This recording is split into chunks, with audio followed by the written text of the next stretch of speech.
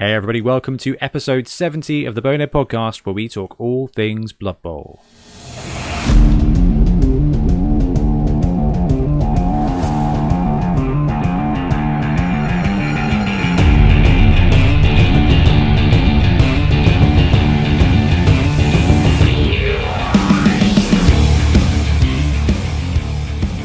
Welcome back, I'm Ben, and normally I'd be joined by Bloodtithe Ben. However, Bloodtithe Ben is a little bit busy today, so we've upgraded, or, we've kind of upgraded. 1 for 2 at least, a 2 for 1 you can't beat. We're joined by both Sam Frenzy Garner and Miltonio Banderas. We can see Sam here. He's taken the place of host and is looking very metal today. Maybe not an upgrade, maybe it's a side grade. Oh, I don't know. I mean, we've gone from Ben's Luftwaffe haircut to a full-on Viking haircut. I like it. And you guys will see if you're on the YouTube side or if you are joining us live on the Patreon feed. Hey, everybody on Patreon, thank you very much for joining us. Please chuck questions in as we go. Paul says almost professional. Paul, you know too much. We've got Milton. Milton does not have a face today. He is represented by his, I want to say spirit animal. But I think the orcs, their spirit animal is Milton. We've got Milton, and he's above us. Milton, how are you today? Yeah, I'm doing good. Thanks, Ben. Cool. So, dearly beloved, we are gathered here today to talk about the Blood Bowl 3 beta, which they have fixed.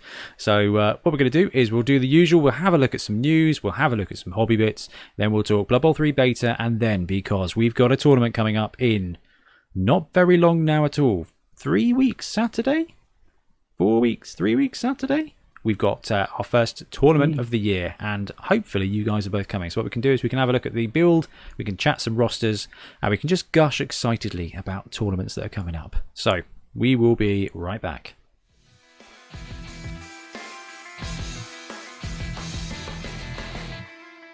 And we're back. So Blood Bowl news, we actually have some straight up Blood Bowl news, and it involves, Milton, some dice. So, Milton, how many of the different dice sets have you actually got already? Well, it's easier to say how many I don't have. Hit us with the I'm only list. missing 2. Really? So I'm only missing the undead and the dark elf ones. I've got everything else. Man. And some duplicates of some. There is a Facebook, I know you're a massive Facebook fan, but there is a Facebook group called the Dice Collectors and Co. I think it's run by Rob, actually, from North Wales Carnage Club. And if you want to swap some dice, that's the place to be. Anyway, we have got a re-release of Pitch, some new dice for Lizards. So it's the old Lizards Pit. Well, not really old, is it? Was this last year, or was it before the apocalypse? The Lizardman team. That must have been. No, it was last year, I think. Oh man, it's crazy. I thought it was before. Yeah, we had. No, it must have been before. I remember Ian playing with it, so it must have been before. We had the Ogres land a little bit before Christmas, before the world ended, didn't we? Because they didn't quite make it in time for Hangover Bowl. No, yeah, you're right. Yeah. So we've got the Lizardman Pitch, which I think one of our guys in chat said is very useful for Amazons. That's, like you said, what Ian picked it up for, and it was an absolute pain to get hold of when it was released. It sold out. Like, we order everything from Entoyment for the show, and they just didn't get sent enough. They just didn't get sent any. It was the start. This was the start of all the carnage that's happened, like with Indomitus and all that kind of stuff. I think the Lizardman Pitch was the first one because everyone was finding them at double price in random game shops in the West Country and stuff, and it really worked out. I mean, I guess I might have as many pitches as Milton has dice now, but I use that as a tournament excuse. So I'm like, well, got to get it and got to do an unboxing, a review, and then it'll be useful for tournaments, and then I'll just go in the pile. I mean, Sam, you joined Blood Bowl 2 years ago now. Kind of got back in. Yeah. So, how many of these pictures have you picked up? So I'm not a massive hobby bling kind of guy. I've literally got the 2016 box pitch. the 2020 box pitch, and then I picked up the sevens one as well that came out. And that's it. I'm not. If I've got a pitch to play on, I'm happy. You know, Yep. if I've got to build the pitch out of like cereal boxes, I'll do that. But it doesn't phase me. I'd Wicked. like to see that. Oh yeah, well yeah, we go well with that Kickstarter from a few months ago. Oh, yeah. So the Lizardman pitch, it's being re-released. Now this landed, and very much like some of those dice you can't get hold of, Milton, just sold out and then became like big RRP boosts. For them to re-release it now is kind of, I don't know, how do you guys feel about that? And it's going to come with the smaller dugouts as well. Well, I was about to say that the smaller dugouts are a change, aren't they? So it's not quite a re-release, although obviously the pitch itself is. I mean, great. I think the fact that they were like you say, you know, a lot of people that wanted these pitches didn't get the opportunity to the first time round. So it's a fantastic opportunity for them to get hold of it. I actually prefer the smaller dugouts. I think they're far more practical. So I think this is an upgrade, if anything. Yeah, I was quite a big fan of the little dugouts. I mean, the old ones were quite big, so having that extra bit of space was pretty useful. But I think we see a lot of people just use their own little mats for things, and they do some cool second-hand dugouts and stuff out there as well. Like there's a bunch of cool mouse mat-sized ones from Chaos Factory. That's a pretty cool idea, and actually something we could do relatively easy. Anyway, so we've got the Lizardman team pack, the Lizardman pitch, and these cool new dice, which I think are probably going into Milton's basket. That's going straight in his basket. Maybe even two. They're really good. They are good. So they are kind Like of the gold. Yeah. yeah, goldy brown with light Teal, blue, yeah. and I think that works really well. I think that will look pretty good on camera, maybe. Yeah, it stands out quite a bit. And actually, again, you know, I think they're a great set of dice for like an Amazon player as well. They're not the 6 on the D6 doesn't look too specific to Lizardmen. It looks a bit more like Aztec-y. Yeah, it's Lustrian.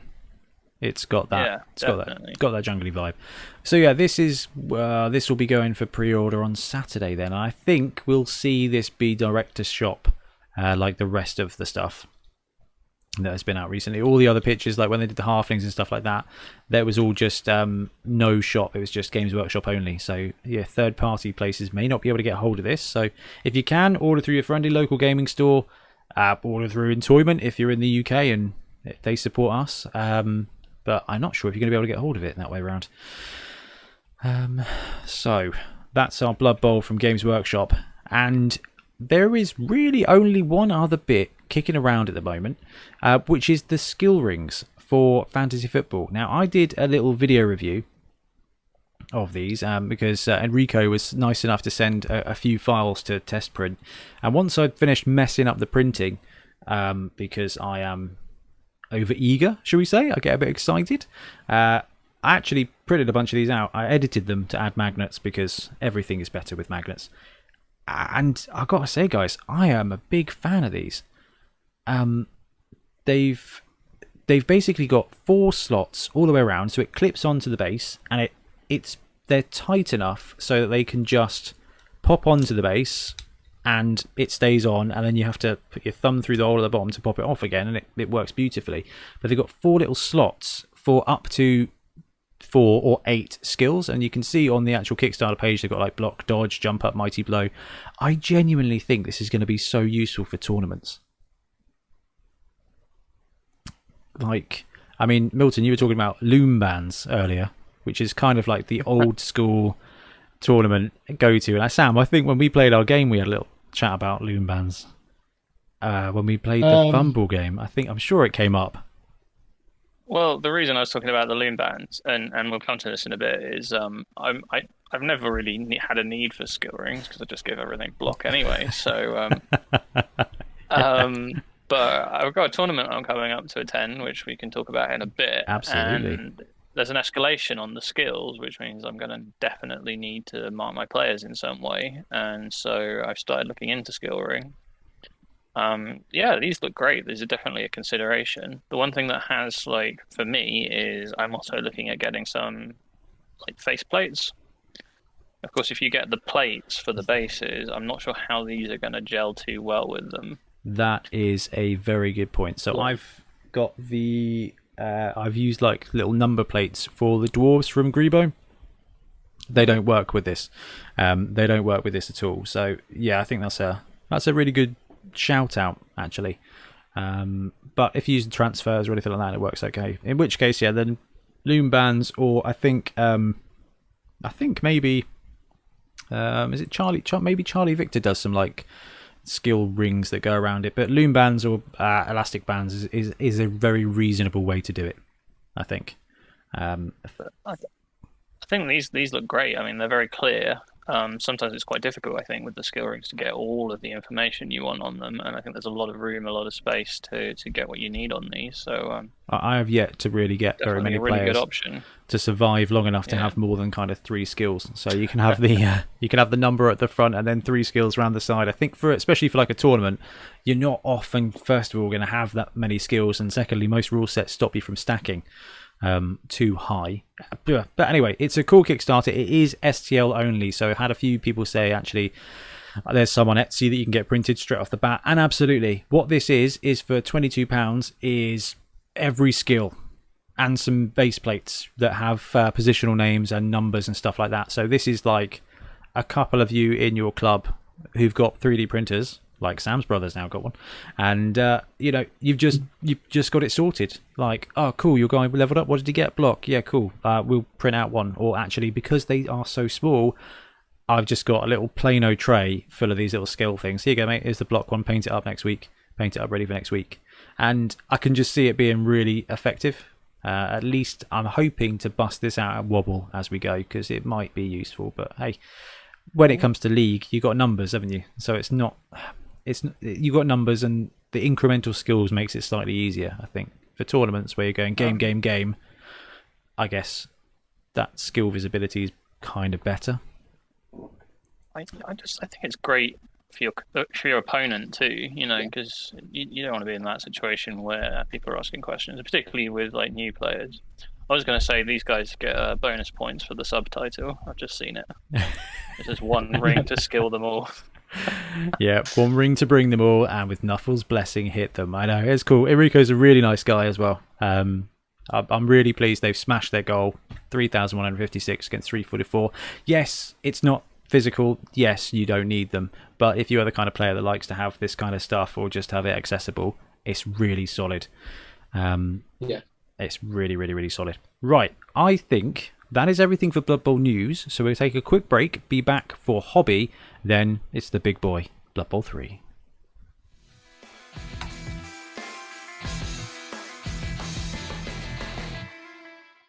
So we got chatting in between the little break, and we were talking about Cursed City, and Sam was surprised to find out that Milton actually didn't want to buy it all along. He said, don't mention Cursed City, because Milton likes to point out that Cursed City is dead wherever he can, and it's it's really quite funny. But I do have a question for both of you guys. What do you think to the new AOS releases? I know this isn't Blood Bowl, but normally when an AOS release comes out, there's potential for Blood Bowl. But the new AOS box, is it going to be as disastrous as Cursed City and Indomitus? What do we think? I reckon we'll see shortages again. Indomitus style. What do you reckon, Milton? I'm not sure. I think people are really quite split about the contents of the box, aren't they? I know there's a lot of people that aren't massively fans of the new looking orcs. And Stormcast haven't particularly gone very popular since AOS's conception. I know these new ones have a bit of a nicer aesthetic to them, but I'm not entirely convinced that people are going to rush out and grab it desperately. I feel like AOS just kind of follows the rules. But what made me think of this is we were talking about the Lizardman team and the Lizardman pitch, and that was like one of the first shortages that third parties had. It was the very first time Pete was like, guys, I cannot get you one copy. I can't get a single copy. And we've had like 20 people order one. And then it went to Indomitus, and Indomitus was a proper Charlie Foxtrot. Absolute disaster. Then I feel like it was all right for a bit. I feel like they had difficulties with the Sisters box. I don't think anybody had any difficulties when any of the Blood Bowl stuff. Then Blood Bowl 2020 landed, and there was genuine FOMO. There was genuine like terror out there that they wouldn't have the copies. And I don't think they actually had any problems. But I remember like, right, I need to order one from Games Workshop, one from Entoyment because I really need to get this copy. Really need to get the game. Glad I did that because I got the BB3 key and just had it in a box. so when the BB3 thing landed the other week, I was like, actually, I have a key for this. And then we gave away the copy of the game for a competition. I can't remember what we did. But yeah, the box. Milton was just saying, no, I didn't bother getting involved with the Curse City thing. That's how I'm feeling about the AOS stuff. I'm quite excited to see how the game changes and everything. Because it's so flipping popular. It's like proper mainstream. And I'm just going to watch this one burn from the outside, I think. Yeah, me too. Yeah, I'm not too fussed about grabbing it. I'm quite relaxed about it. With it, anyway, like the big games especially, I'll wait a year or so, and then there'll be some sort of update that brings all the rules in line. Is that kind of business. Is that how you feel about actual video games as well? Yeah, I mean, so whenever there's a new release that gets like hyped, like big hyped, I hang back, wait for the release, watch everyone cry about how buggy it is and how much of a mess it is, and then, when Steam puts it on sale 50% later on and all the bugs are fixed, I'll snap it up. Is that what you think is going to happen with BB3? Do you want me to hang on about that? All right, we'll come back to that one. We'll come back to that one there. But what we can do, though, is talk about hobby, guys. Hobby and games. So, Sam, what have you been hobbying? So, I haven't touched much Games Workshop stuff. Don't shoot me. That's fine. I picked up first a single core box, then a second core box for Star Wars Legion. And it's been actually really good. The game's really good fun. I've had a couple of decent matches with my other half, and just really good fun painting them. It does look cool. The minis do look cool. The only thing I will say is their bases look proper thick. Like they look like they're like 5-6 mil high. They are. The bases are quite tall. Is that because they've got like movement things that click into them? Yeah. So everything has a movement. And it's 1, 2, or 3, and then you have 3 separate movement tools with like an elbow in the middle, and they have a cutout at one end. So the idea is you slot that cutout onto the mini, and then you can use the elbow to turn the direction. It's I really like it. It's dead simple as well. Everything has its own coloured die that it uses with different kind of hit ratio. So there's no like weapon skill, ballistic skill kind of thing. Yeah. It does look really cool. The like X-wing movement gauges are quite interesting, but if it saves the old Games Workshop rage of that's more than 45 degrees, you can't charge me. Like then it's definitely, because I know you're a Warhammer 6th edition player, and you got to experience the angle wars, like full on thing. I think Milton, you from that era of Warhammer as well, aren't you? I played a little bit of it, not enough to really comment too much about it. Anyway, so Sam's been absolutely smashing out of the park with Star Wars gear. Milton, I know you got a lot going on at the moment. What you been doing in your hobby time? It's probably the best way to ask that question. Well, I had planned on doing my undead team, painting them up. Got a little bit more done, but I've just not had enough time with everything else going on. But I have been working on a star player for the tournament coming up. I'm making an orc proxy for Helmet Wolf called Helmet Wolf. Is this using the Milton? Is this using the mercenary rules from Death Zone? No, he's just going to be Helmet Wolf. Oh, right. He's an orc. I'm kind of going down a bit of a thematic route where my coach is just going to try and convince the other coaches that he's hired Helmet Wolf, but it's actually an orc. because they're that stupid, right? I think dude with chainsaw is dude with chainsaw. Yeah, that's basically it. It's a chainsaw org for filling up my roster for the tournament. Oh, I like that. I think you were joking about other stuff from me. Weren't you joking about doing like the other stars in the guise of orcs dressing up? Yeah, I'm going ahead with that. I'm going to have Grork, the big orc, and Grumbleberry, the goblin. Instead of I think that's a really good thing, and I think that's a really good thing about having the star player pool be so open to so many teams. Yeah, is that there's a ton of modelling opportunities. Like if you're flipping running lizardmen, right, all dwarves, you can get a dwarf-looking ogre, or you could print a dwarf-looking giant, and have like a little mini dwarf. Someone in the Patreon chat earlier said second edition dwarves as halflings. Actually, you can get a second edition dwarf and a dwarf-looking ogre, and boom, you. In fact, I've got a large printed Punga one here, but not giant large, just ogre large, and yeah, Grack and Crumbleberry, or I don't know what would be dwarf, but Carazzleberry. But yeah, it's you're all set to go. Tyler was just asking, when does the Lizardman stuff drop? It doesn't go on pre-order till Saturday. Saturday is today, as the podcast is coming out. So if you are up for it and you want them, go get them on pre-order. I do like they are bringing them all out again. So we've had a bit of Star Player building. We've had a bit of Star Wars building. I have been painting for the YouTube still, and just going through some stuff. I did get a little gap in the 3D printing stuff because I finally printed the Dwarf Blitzers from the Punga things for the competition winners, so they'll be going out this weekend. And I printed a Battlefleet Gothic Orc ship because it came out, and just gorgeous. Like, it's nice to have a little bit of a palette cleanser. Like it's cool to focus on a project, but it's always nice to just break away. So Sam, you're probably loving just randomly dropping into Star Wars, like. Yeah, absolutely. I mean, the same thing with the badges as well. Oh yeah, on the badges. I forgot about battle badges. Yeah, haven't seen that at the club yet. Haven't seen it be played, but we've got Warcry. It seems pretty popular as well. Yeah, we did badges. I think it was last week actually. Rich Saxby took me for a spin. It was good fun. And his badger mauled everyone, didn't it? His badger is nasty. I won just about, but I couldn't hurt it. So just playing keep away, really. It is blooming lovely getting back to club and getting some games on the go. So, games-wise, Sam, you've had at least one game of Battle Badgers. What else have you been playing? I actually had a couple of games of AOS. My brothers came down and we got a game of AOS in each.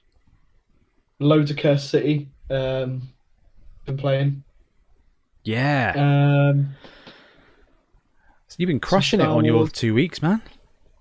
Yeah, I mean, Cursed City's alright because my other half, Sophie, she doesn't really care for tabletop war games, but board games she loves, and that straddles that line. It's easy to play. Milton, you mentioned Cursed City. Where were you?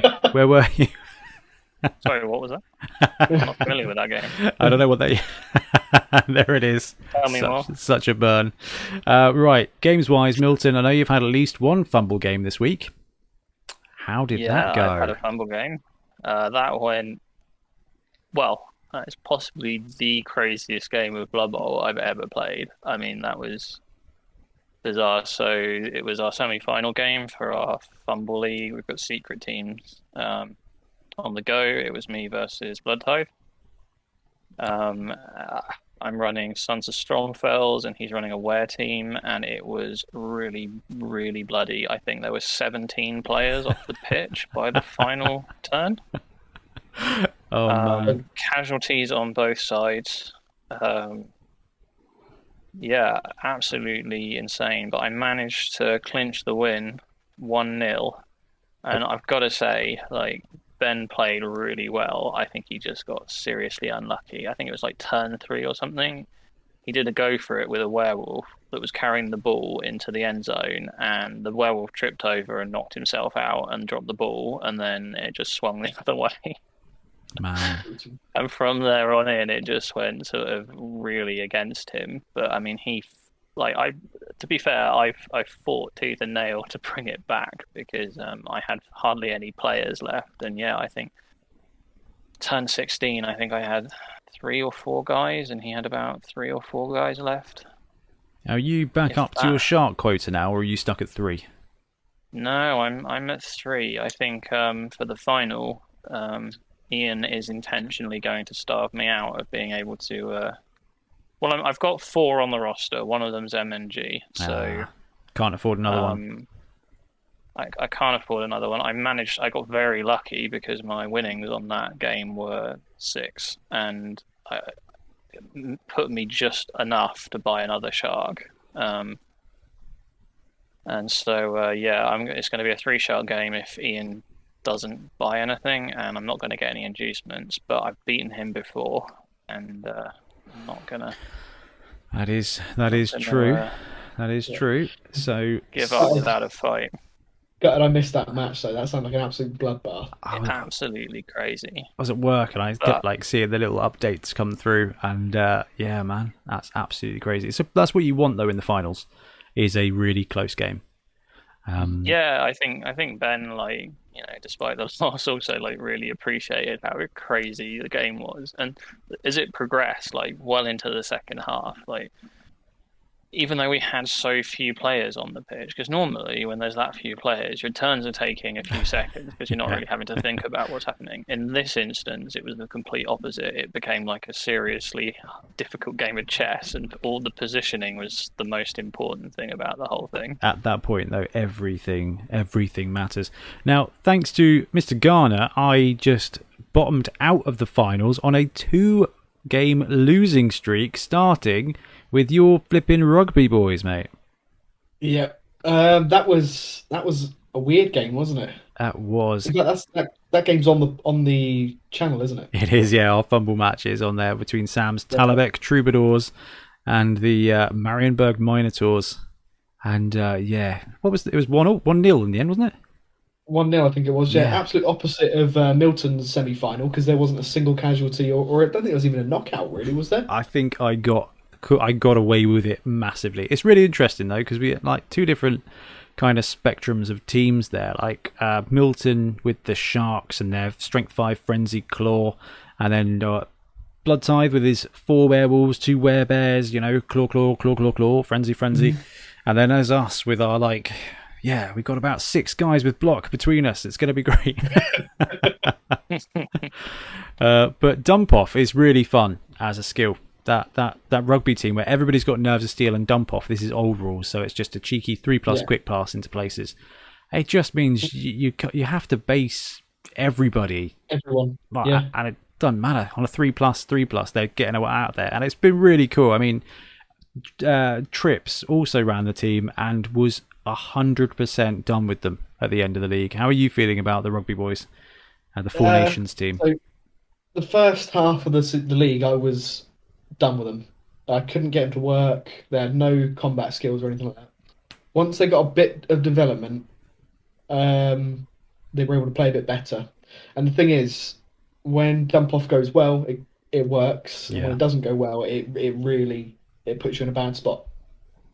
And it's only a 3+, Well, 3+ then 3+, like you said. But I'm still fuming about that. I forgot to stand up that winger at the end of that match. Yeah, you still won. It know, would have been 2-0 actually at that point, wouldn't it? Yeah, I was so excited about finally getting to use Hail Mary pass for the first time in my life, and I had a winger out ready to receive it. I forgot to stand up a man to mark you. Yeah. Cleared that ball out and just saved it. That could have been into overtime if that didn't go that way. So I think that was good. It was a great game, and then I still managed to get into the finals, and then just had a horrible game against Ian and his Pirate Dwarves. It was just, he played really well. I don't feel like I made too many mistakes. It just, every important role was no good, and I finally saved up enough to buy the Ogre. and it just boneheaded like 3 or 4 times and double skulled at least once, and it was just Like, I only tuned in for the second half, and so I watched you score quickly on the return, and then yeah, I that managed to ogre, equalise. bone, I was yeah, like, yeah. that ogre, I watched him bonehead twice and then double skull and stun himself, and I was like, well, that's 4 turns that he's done Yeah. less than nothing, you know? I It was was. It was just really unfortunate. I think you played very well considering the it, roles. it got murdery quite quickly, but I was expecting that. So I had a bench, had 14, including an ogre, and I was like, this is going to be a battle. Like there are going to be people dying here, and that was the case. I had 7 people out, I think, by the end of the game, and it was I just couldn't get a break, but carried on playing. It was a really tight game, and it was a last turn score kind of situation. I equalised quite capably, and I was like, right, okay, they've made a game of this now. But just couldn't stand up against all that strength, and this entire league has genuinely made me. I am 100% of the opinion that I prefer the league rules in 2020 now. Yeah. Yeah, they are good. Bold statement. Well, I know it's a little bit controversial, but Ian had one dude, and that one dude randomly got a strength up. For no reason. He just rolled well. He just rolled a 66, and then he had a strength 4 sure hands block piece, and it was kind of like, I don't like that. Are you going to be sad that you'll probably never see a strength up player ever again? Because I don't think anyone's ever going to save up the points for one. Do you know what? I'm not sad about that. I'm not sad about it. Like, it was cool when you rolled a snotling or a goblin and they got strength up or edge up and became something really special. But that was really cool. And I think we'll still see stuff from that with the random skills. Like, if a goblin gets to 6, you take a random general and maybe you get something cool. Well, I actually I disagree with you there, Sam, a little bit, because I think it really depends on the league that you're playing in. I know that some leagues have teams with really high TV.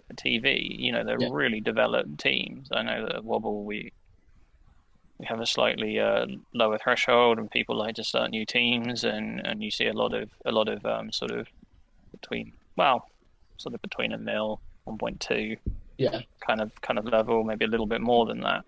But you don't see much past that. I think leagues that keep their players and stuff, you'll definitely see someone who's developing a particular player take those stat ups where that extra agility bonus or that extra strength bonus is definitely worth it. I think it's very environmental. Well, I think you're right. BB3 is going to help with that. Yeah, it's far faster to knock out a team on BB3, isn't it? You can really develop them quicker. That's it. And when it comes to tabletop, playing one, I don't know, let's say you have a good stretch. It's probably 3 games a month. It's probably a good stretch, You can play 3 games a night on BB3, so you can farm your team up and you can afford to not take it. But when it comes to a tabletop, if it's like, I played my game and now I'm going to play my next game in 2 weeks, do I want to take a skill up on this guy, or do I want to save until 2024? No, you just take the skill. Just take the skill at that point. But I get what you say, Milton, and you're not wrong. And I think that playing online is that's when we're gonna see potentially it flip flop and be worse. Because being able to save up for a double every single time means that in a competitive online format, every ogre is going to have block because it can. Because it's just a matter of waiting. It's just a matter of farming those SPP and playing and grinding and grinding and grinding. Definitely. And I believe you two are veterans from the MMO wars, so you can when you're on a PC gaming, you can grind like a boss, whether it's for XPP, SPP, or Bitcoin. You can farm, and I think that's what we'll see with some big guys, and I think we'll see some perfect teams out there. Yeah. Definitely. I mean, I tried briefly playing an online league on BB2, and it was already developed. So with my fresh Lizardman team, my first match was against Chaos, who all had Claw Pile and Mighty Blow. and that's game. Like I might as well just re-roll a team at that point. Yeah, that's difficult. Yeah. There's not enough inducements in the world that's going to help you overcome that, is there? Well, on the other side, I do think that the inducements are better in 2020. Your stars are cheaper, and they are significantly better. So we'll go off topic ever so slightly, but we've started to see loads of tournaments being played now, and I got a message from, I can't remember their name, really sorry, but we're talking about there was a Dutch game played, and there's the all teams viable format, which is where they break the teams down into 6 tiers, and they do a complicated thing involving gold bars, where you can change them for skills or change them for gold. It's a way of limiting and adjusting different teams. It's basically a 6-tier system instead of the 3. And top 6, was it? Top 6 was, all of them had Hackflem, or like 7 in the top 8 had Hackflem in it. Wow. And it was just like, and this Chaos team, and these 2 Khorne teams, this Chaos Dwarf team. It was just like, we're playing in a Hackflem meta here, and wow, there are going to be some times where that team value element is going to hurt you, because at some point, if you're playing a young team, I don't know, 1100 TV, and you're going up against a 1400 TV, what you're really kind of doing is playing in a 1400 TV tournament with no skills. Which point it's all stars and wizards, and I don't know. I think the stars are going to help pull out wins more in this edition than they did in the old one, because they got better and they got cheaper, and they all got superpowers as well. They all got a feat from War Machine. They're definitely more appealing than they ever used to be. Yeah, darn tootin'.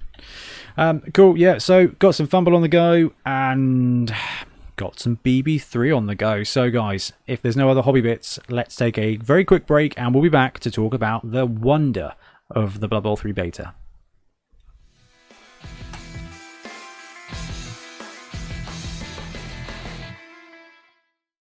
Okay, so Blood Bowl 3. Blood Bowl 3 was supposed to come out in August this year, I think, so we've kind of been expecting the beta, but all of a sudden, the closed beta just dropped, didn't it? It was like, hey guys, by the way, next Wednesday or whatever it was, the closed beta is going to start. So sign up now. You've got 3 days to sign up, something like that. So we are here to talk about this. We've got Sam, we've got Milton, who are veteran PC gamers and Blood Bowlers now. And actually, I think you both are involved in IT enough to understand what beta it means and how they work. So we've seen it, we've played around on it, and they are working really hard to make it better. Sam, I mean, what were your first impressions? They were going to be incredibly honest during this process as well. We are going to be positive because there is a ton to be positive about, but we're also going to stick with the Bonehead thing, which is to be straight up and honest about this. So Sam, first impressions, you downloaded the game, you typed in the 75-digit code. So I got my code with the box game and got the key, uploaded the key to Steam months ago when the box game came out. But then, like you said, the beta went live, and I was doing something that day. I can't remember what it was. So I managed to log on. I think it was our game, actually. Was it our game? I think it might have been, actually. I delayed you. So I logged on later, and it was late in the evening. To be honest, I didn't play it. I got as far as creating my roster, and the roster builder was clunky, really clunky. And because it was late and I was tired from our match and that, and I was just like, I can't even begin to build a team now, and switched it off and didn't come back till the next day. When came back, finally pushed myself through the roster builder to create a team. Started my first match, and I only got eight turns in, I think it was. If we're being brutally honest, I didn't enjoy it. Just because it looks great, but the AI kept doing weird things. It kept trying to 2-die uphill block me with goblins, and it kept wasting its blitz by it declared a blitz with a troll who was on the center square, ran the troll forward, and then didn't block with him. I couldn't work out what it was doing. Just showboating at that point. It was so bizarre, and it was honestly like playing against someone who didn't know how to play the game, and really didn't know how to play the game. Really, yeah, like understood how things mechanically worked, but didn't really know how to formulate a game plan. It did. Yeah, the AI does feel like a drunk computer. I Yeah. think is probably a good way to say it. Now, Milton, I know you've come prepared here with a proper QA list. Does the team builder feature on your list? Yeah, it does. I mean, I still am very excited about this game. I mean, we've known about it for ages. We've known about it since, well, even before the 2020 release, right? Because there were rumors that Blood Bowl 3 was being made, and Yeah, There was a Twitter leak, wasn't there? yeah, and then that got like dropped, didn't it? It got leaked before 2020 was dropped, and then so it's been a while. It's been a long while that we've been kind of anticipating it, and I really enjoyed Blood Bowl 2. I enjoyed the original game as well, and so I was really excited for this. I did not get a beta key in a box. I had to wait for my email to come through, and actually I was having quite a bad day when it came through, and I was kind of lifted my mood a bit, the fact that I was going to get my hands on it and give it a try. So and then he tried to build a team. I was yeah, well, actually, you know what? I'm going to start with a really positive thing. I think the UI, like the interface, the design of the interface is really clean. Like, it's really nice. It's really well presented. I think like the colors and the styling and stuff they've used is great. But yeah, much like Sam, I came up against the team builder. I hit that wall of I broke it. I broke the game. Clicked the button too fast, and then it all kind of just went not right, and I had to back out of it and come back to it. Yeah, I think they need to focus down on that. I think when you're building a team, a starting team or whatever, you don't really need to spend masses of time analyzing the players' skills and stuff. Once you've read it once, that's it.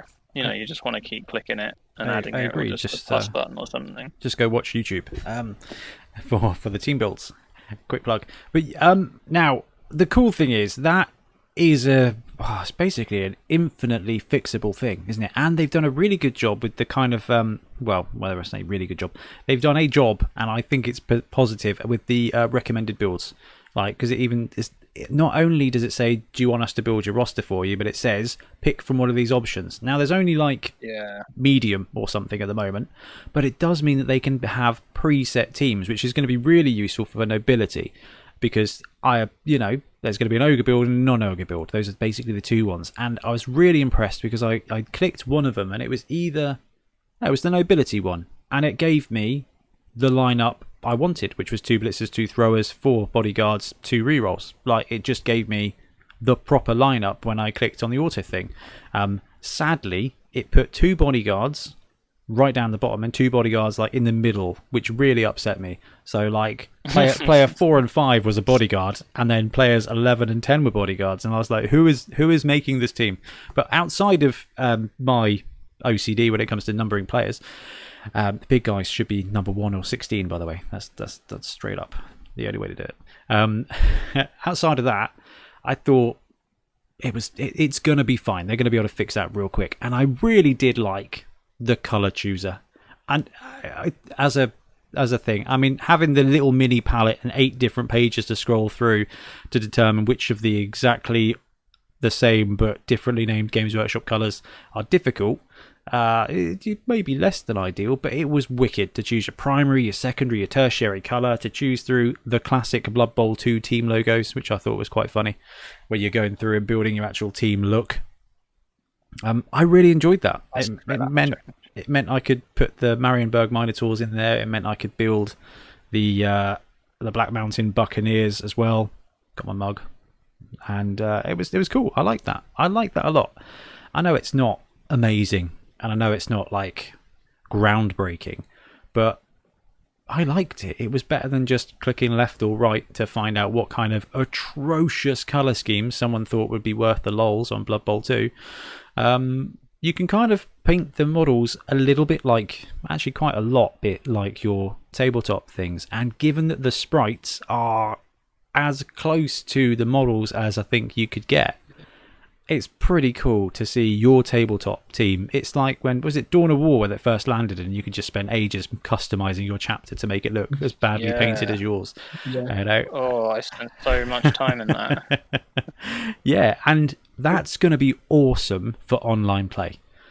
I really do think. I know it's a tiny thing, and I know that there's going to be DLC and custom sparkles, and you're going to play against a shiny halfling team because they know that the money's there. But you know what? That's cool. That is cool. That's one of the things in video games you can't do on tabletop. You get one team on tabletop, you build it, you're done with it, then you buy another team. And you know what? This is cool, and you can try out paint schemes for your miniatures on Blood Bowl 3. That is going to be incredibly helpful for Blood Bowl players. Yeah. I didn't actually see this this team painter myself. I haven't had a look at it. I didn't know it was there. Sorry, guys. I got 2 comments here from Poppers. First of all, AI has always been pretty awful in the Blood Bowl games. Yes, it has. Useful to try out tactics and get your teams leveled up quickly. The second one was, how many oranges do you get? You legitimately get like 6 different oranges, and half of them are named red. So you know it's good. Yeah. That's brilliant. You do get some oranges. It's pretty cool. Pretty cool. Sorry, Sam, you were saying? Yes, I didn't even realise there was an army painter there. I will say the models, the 3D models are beautiful. I mean, you've got them in the background. Here, is it? Yeah, nicely done. Get some green screen on the go. That's wicked. They look fantastic. Like you said, they look like the tabletop miniatures, as close as you can get. If I'd known that there was an army painter, a la Dawn of War, I would have probably sunk double the amount of time into the game just painting models. So I think, and I'm going to be incredibly positive here, they've done such a good job with the sprites that when you are playing nobility, you will struggle to figure out who is who. They've got it that right. I was impressed. I was like, great, I've got 8 blitzers. No, you don't. And that, I think, is a very accurate representation of the tabletop experience when you're playing the nobility team. So you get extra points there, Blood Bowl 3, for unnecessary accuracy in that one. So, Milton, as you are the list bringer... yeah, I mean, that was actually top of my list. It's just the fact that the models in the game are so close and accurate. I mean, they've got the kind of own take on it, you know? Like, it is very similar to the tabletop, but it's kind of got its own style going on, and I really like that. I can really appreciate that. So that's great. It's got a little slim fast style, hasn't it?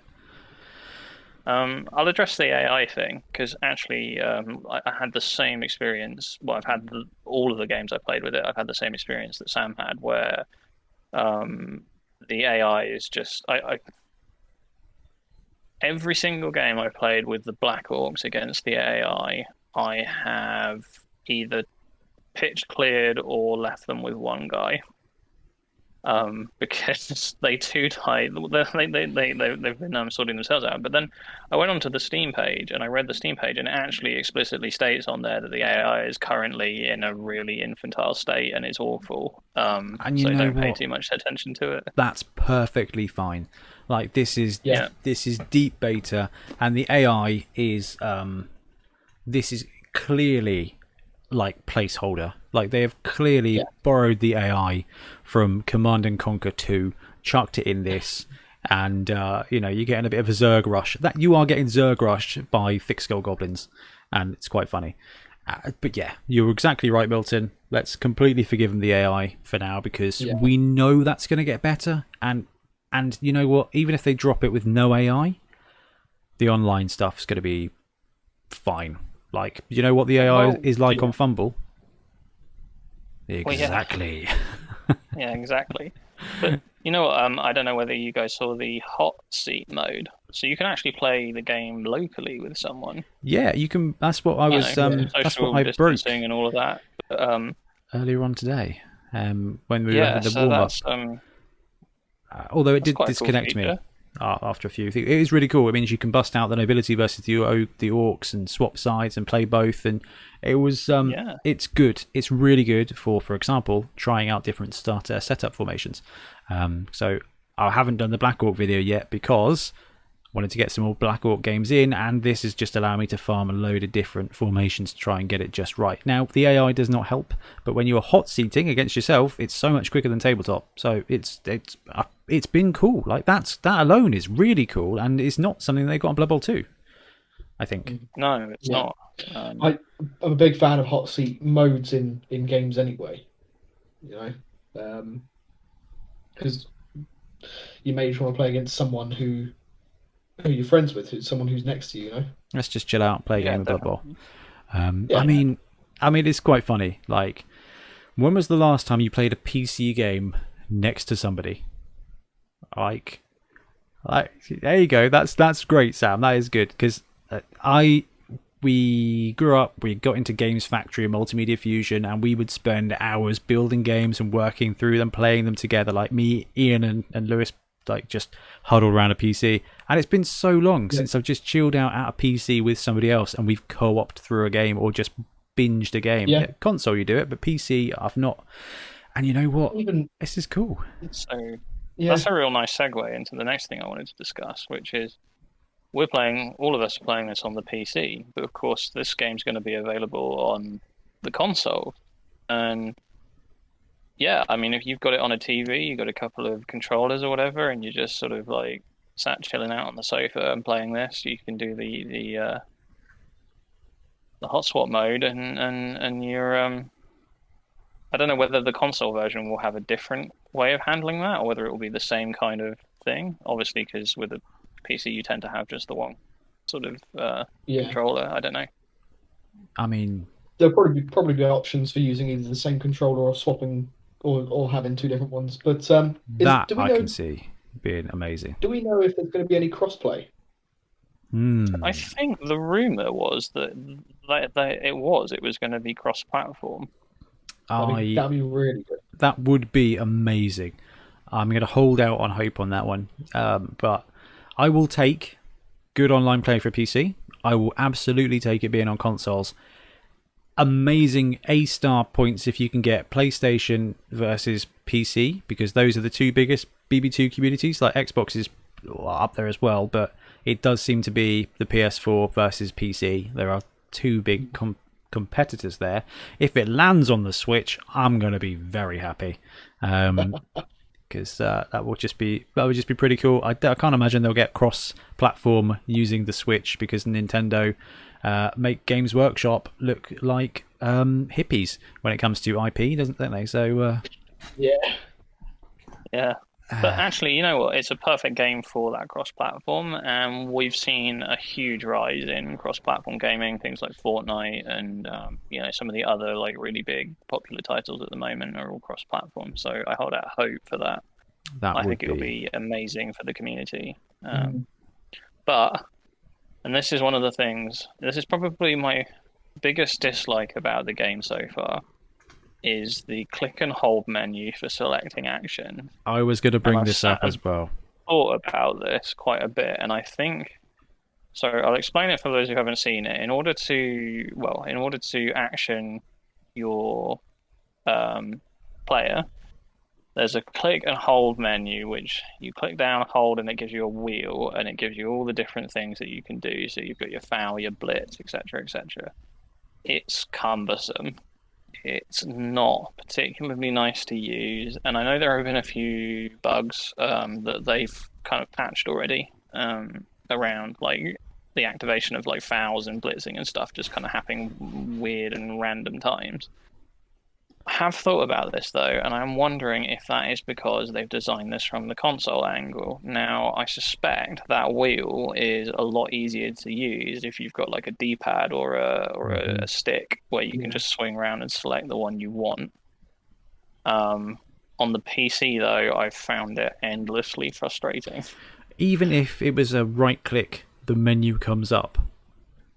Or you right click off it and the menu goes down, like very similar to Blood Bowl 2. I think I can't remember. Yeah. I can't remember how to do it. I know how to do it. I just can't remember how to tell you how to do it. It's like typing in a password, isn't it? I think it's double click, and that would have been fine. I mean, I think a lot of our problems probably come from playing BB2 a lot, and then BB3 coming out and having different mechanics. They moved our And you having to cheese. adjust to those. Yeah. Yeah. And fumble too, because obviously Yeah. you right click on fumble, don't you, in order to select the action you're going to perform. So,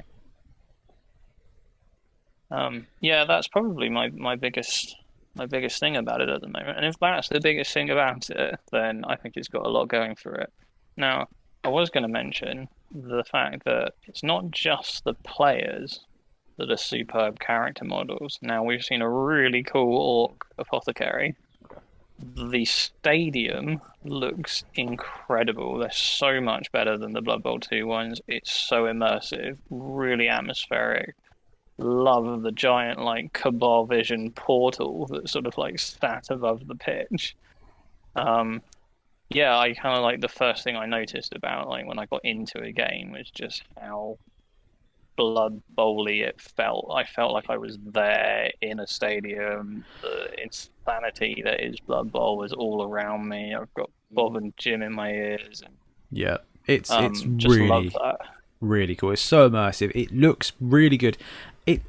There's a couple of the looks that I struggle with a little bit, which is when you first go into the game, you've got those tackle zones, and for some reason the tackle zones and the players, because the players have this little semi-edge to them all. Just I don't know if it's just the graphics on my PC, but like, you know, in I don't know, if you're playing like a Tom Clancy game and you use a special scope, you get that kind of little outline on players to represent that they are a sprite. Don't know if that's just a graphical thing at the moment, but the game is a bit busy when those tackle zones are on, so toggle them the heck off. But visually, it's awesome. Milton, you called out the wheel. The wheel influences the difficulty doing some other stuff. So Baron's just jumped in chat as well and said, anybody have difficulty passing and throwing teammate? It was hilarious to watch the first 72 hours of the beta because no one could do any of it. Until a couple of people kind of were like, oh yeah, actually you click and hold and then you do this and then you have to wait and then you have to click the goblin. Like, it's fine, and I imagine there's a tutorial when the game lands that's going to explain how it works, and it's not going to be a problem. I tried to use running pass earlier, like literally before we started recording. I jumped on to stream a bit with the patrons and just have a look.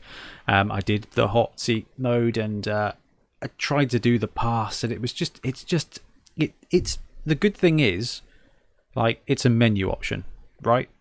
I'm sure it takes a lot of programming to do anything at this level, but that's something that, first of all, us as players, I've played many games where you're like, why have you done it this way? But you work around it. Like, I mean, man, played some Magic, the MTGO was like that. You just learn, and eventually you just press F6 all the time. So we find ways around it, but the graphics are cool. It runs on my PC on medium, which is cool. It doesn't run at the same time as OBS with all my videos in the background, and that's on me. I need to fix that. I need to tidy that up. But it looks good. It's clear. There's a couple of things there. The wheel needs to be sorted out. The fact you fail a die roll, it says, do you want to keep the roll, but you can't see the die roll, is something that they can fix a little bit. That literally happened when I did the pass. So I figured out how to do the pass. So we got the pass going, and then it was like, do you want to keep this dice? And I'm like, I don't know, what is it? And at that point, you just use a reroll. Well, one thing I did see was when I was blocking people, you see the armor roll come up above the head. Yeah. And so this is a really small thing for me, but I really enjoy it. So on BB2 and Fumble and that, you do an action, and the die roll happens off screen, and then it just tells you what the roll was. So, you know, when it's confirmation bias or whatever, when you have really bad luck, you blame the AI or whatever, you feel cheated because you can't see the roll. So even though what you're seeing is a digital pair of dice, it still feels more tangible because you can see the roll. Does that make sense? Yeah. I think That's it's a really good point, Sam. Yeah. No, I like definitely. that. It is quite fun as well. Like, knock a dude down and then you just carry on blitzing while your armor roll's being rolled in the background. Like, it's pretty cool. Although I don't like multi-die blocking because it goes back to the massive circle and you kind of have to look around at your different dice. So if you've got a 3-die block, you've got the 3 different dice spread out. And it's like, where is my good dice? Whereas the good thing about BB2 is it did just chunk them together, and on Fumble it chunks them together, and you can go, that's it. With this one, you're like, there's my skull, where's my POW? It's over here. But again, that's just a UI thing that you're going to get used to. And I'm perfectly okay with that. It's still clear to do stuff. I love you can use space. Moving around was a bit of a pain at first because I'm just so used to click, double click, guy runs.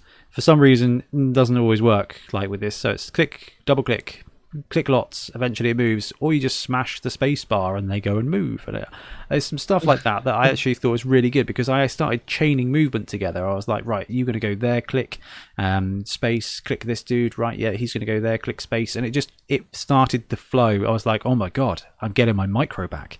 Like, it's 2000, we're playing generals. Like, I'm getting it was quite cool. I love that. I mean, let's be fair. AI sucks. I don't really care. Like, if they bring in, all they have to do really is farm in the Blood Bowl 2 AI that level, and you know what? I'll be very happy. Hot seat mode is cool. Online gaming, when that goes live, that'll be good. The game looks brilliant. I mean, I'm really happy with it. I know it's imperfect, and I know it's a beta. Like, if this was an end product, I'd be disappointed, but it really isn't. Yeah. Like, it's 8 months out, and we get to... I don't know whether it's just because I have a history of making video games, and I have a massive lifelong history of never finishing anything ever. So I'm playing this like, yeah, this is wicked. Right, what's the next mission? You know, like, every project I've ever worked on got to this level, and then we went on to the next one. And fortunately, these people are paid to do this, so they won't go on to the next one. We just have to hope they finish it off right. Darren mentioned the AI turns seem to go quicker. Did you guys notice that at all? Oh god, yeah. Not just because they're 2-die blocking everybody, but it's like, I'm going to move this guy here, then it's your turn. I'm like, oh, all right, wasn't ready for that. Oh yeah, it's so slow in Blood Bowl 2, isn't it? Yes, I found with Blood Bowl 2. If you checkmate the opponent, you know, if there's nothing they can do, they will sit there and waste the whole turn time and not move a single piece.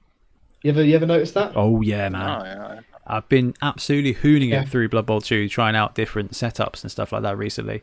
And it's 3-minute turns, and they will take 2 minutes 15 before they do anything. It's a really good representation of tabletop / fumble.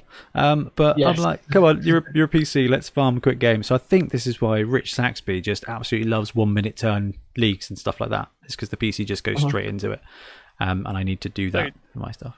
Talking about the turn timer, I don't remember this being a feature in Blood Bowl 2. Is the sort of the overtime bit?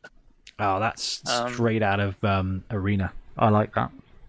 So you guys can probably see it in the top left corner, just above Sam's head there, where it says 0709. Now, when your turn runs out, you've got I think is it 8 minutes total? Yeah, I think so. Of like overtime, and so I suspect that this will work in both online and offline play for players that just decided to get up and can't be bothered to come back to the table, or someone's gone to answer the door and forgotten they're playing or something. But it gives you a bit of leeway because, of course, there's always that time where you're in the middle of a game and something comes up and you're like, I'm torn. I really need to go and sort this thing for like 2 minutes, but I don't want to disappoint the other person. It just gives you that bit of flexibility. I think it's really good.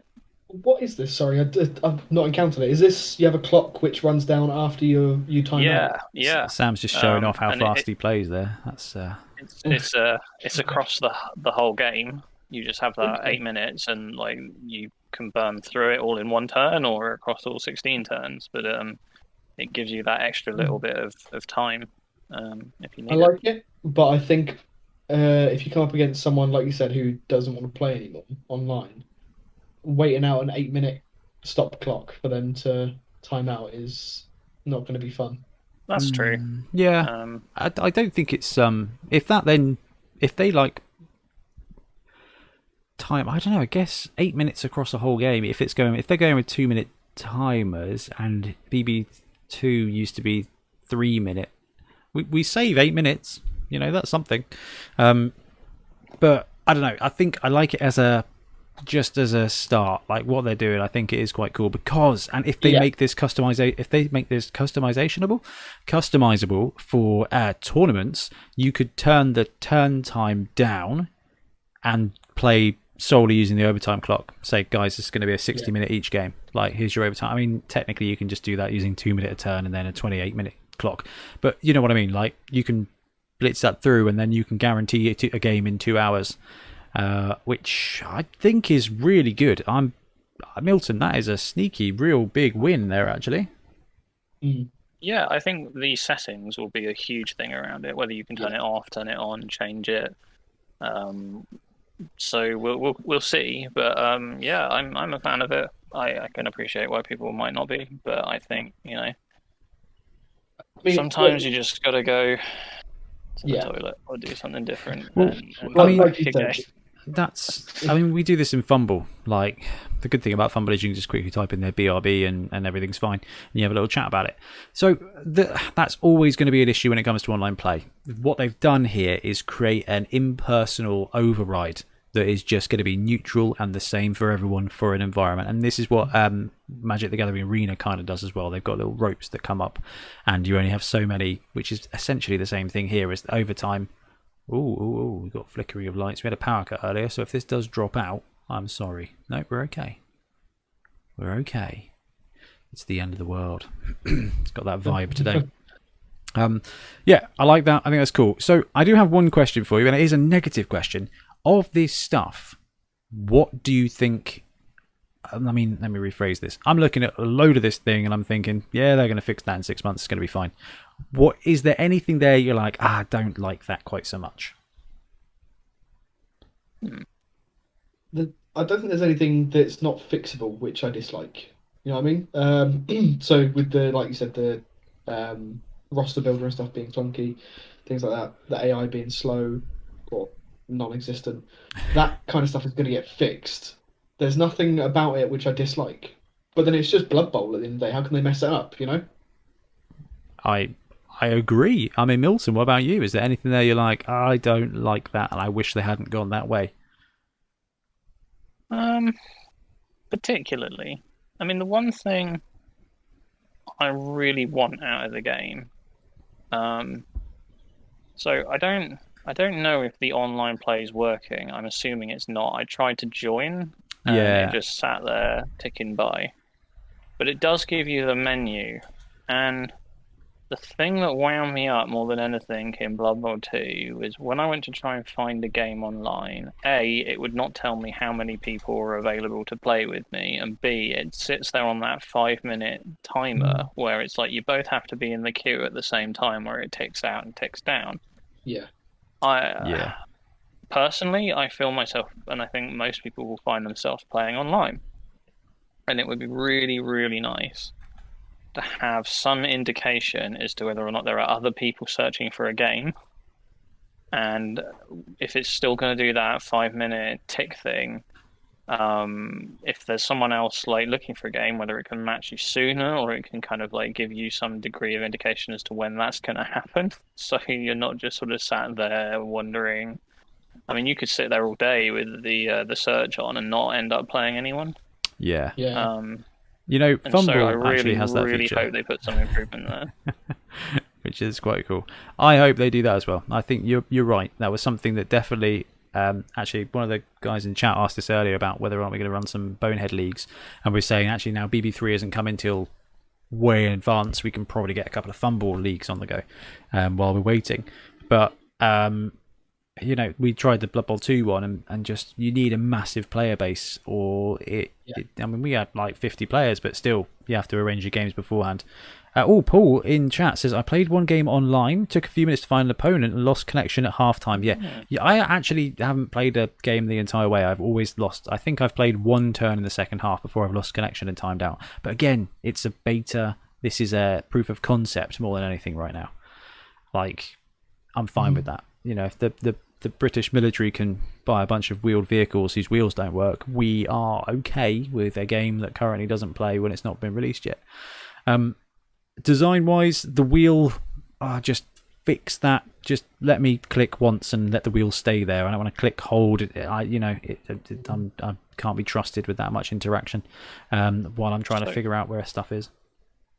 You touched on something earlier, which was the spacebar. Now there is like it looks like there's an absolute ton of key bindings for the PC. Yeah, you can And shift I to end your suspect turn you can circumvent the wheel by using by hotkeys. learning the key binding. I'd be on board with that Now, if that is the case. I have to go and do a bit more research into it. And like I say, I think that wheel thing is very much for the console gamers, and I think the key bindings are going to become an essential part of playing on the PC. And you know I think what? you're right. That's fine. The wheel is going to be, like you said, for analog sticks, but there's bound to be key bindings where you can just activate a blitz without even opening the wheel menu. Yeah, completely. So yeah, Chuck it on the numpad. Job done. Yeah, assign it to B. And actually, one of the things I didn't bring up was I know you said about the tackle zones thing and switching that off. I think this sort of like bleeds into the whole the automatic roster builder and all of that lot. It's fantastic for new players.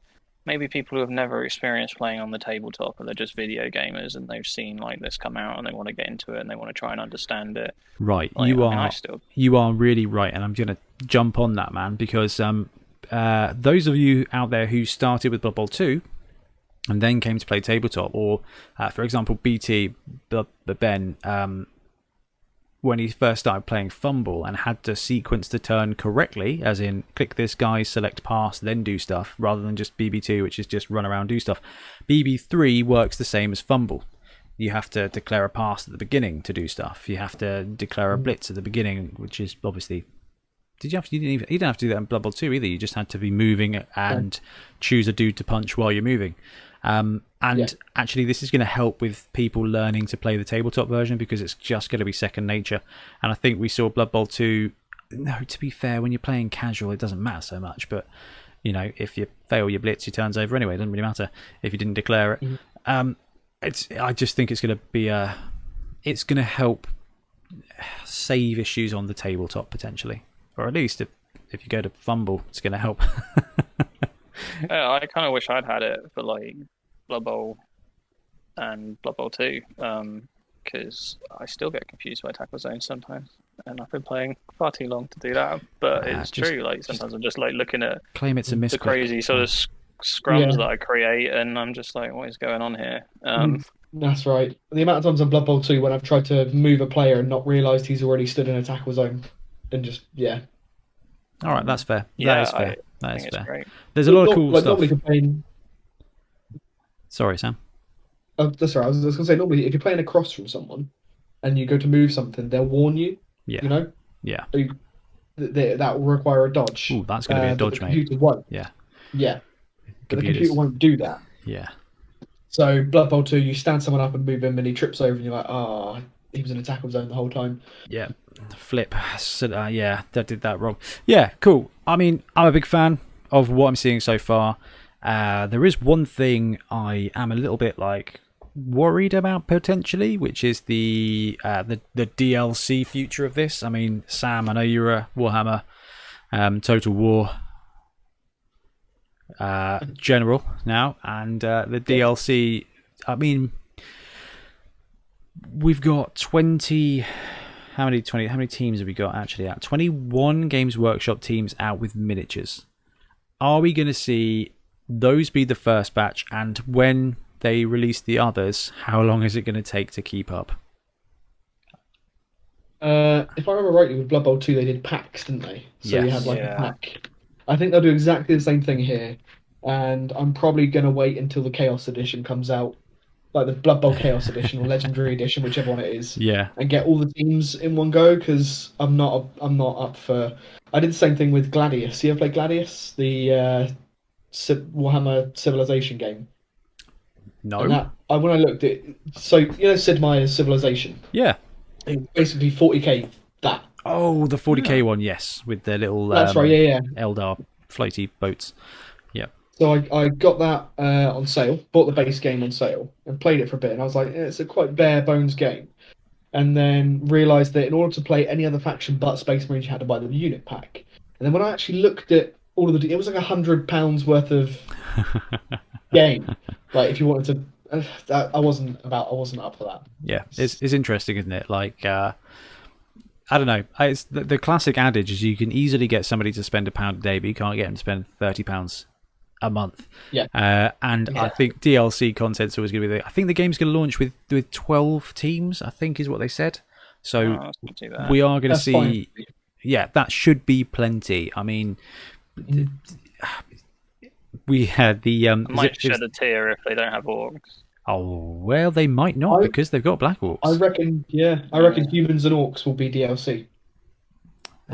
Because they are kind of similar. It is possible. I mean... No, I can see it. Yeah. The important thing is that, like Baron says in chat, if we could finally play Chaos Pact on a game, it would be wonderful. Yeah. Like, oh man, I really want to play Pact, but I want to... do I want to... You know what? I like the idea of having the Rat Ogre. I think actually the Troll Ogre Minotaur combo is probably a little bit better in the way. Anyway, Baron, I agree with you completely. Will they have a download code if you buy the models? Who am I kidding? He says, yeah, no, you beat me to that one there, Baron. I think both humans and orcs are in. Oh, sweet. That would be cool. I don't know. There's a ton of teams. If there's 12 teams, then absolutely awesome. That's fine. Yeah. Actually, your DLC talk has remembered me something. Yeah. Which is Ripper. That was yeah. I tried to find a picture of him. I was gently typing away in the background to try and find a picture of Ripper because Ripper is in the game, and that's probably my biggest disappointment is that is what the model is probably going to look like. Not seen it. I didn't see anything about it. Yeah, so if you are playing the Black Orc team, he is one of the 3 possible stars you can choose from at the moment. And of course, as it currently stands on the tabletop, he is not an option. So he's definitely coming for tabletop. Did anyone see his model? Is he ugly? From what Ben said. Well, he looked... Well, you know that the troll model looks Woody cool Harrelson. on the back. Yeah, he looks like Woody Harrelson. Yeah. I think someone posted this actually. Bear with me. Yeah. That was me. And Ian. I think someone actually commented Woody Harrelson. Yeah, we did a little bit of photoshopping to put them next to me. I made him have the same blue skin as Ripper because it is there is a similarity there between those two, which is quite entertaining. Uncanny. But you know what? I've just found it. I was reading this thing the other day, and I didn't know this, but like in the 2016 version, because prior to this, Ripper had no sort of like fluff, no backstory, and I don't know anything about it. I didn't realise that basically. Oh, sorry. I was trying to start it up to get a picture of Ripper, and I may just have killed all of our audio listeners. Oh no! Yeah. I sent you a picture on WhatsApp. If you can get it across to the PC somehow. Let's have a look. The bad news is it will look like... Yeah, I know. It's cool that Ripper's coming back. I think that means that we are due for some goblins and orc star players real soon. Yeah, no, I didn't realize his like backstory is that he was like a really, really stupid troll, and then they tried to like do some magic on him, and now he's really intelligent. And I love the little glasses he's got sat on the end of his nose. Hold on, I didn't notice those. Yeah, he's wearing a little pair of spectacles on the end of his nose. It's kind of like clever. He looks like Beast from X-Men. Yes, in that regard, a little bit like that. Yeah, in that regard. Yeah. I'm happy they're coming back. I'm unhappy that Games Workshop cut out all the star players to then put them in a spike.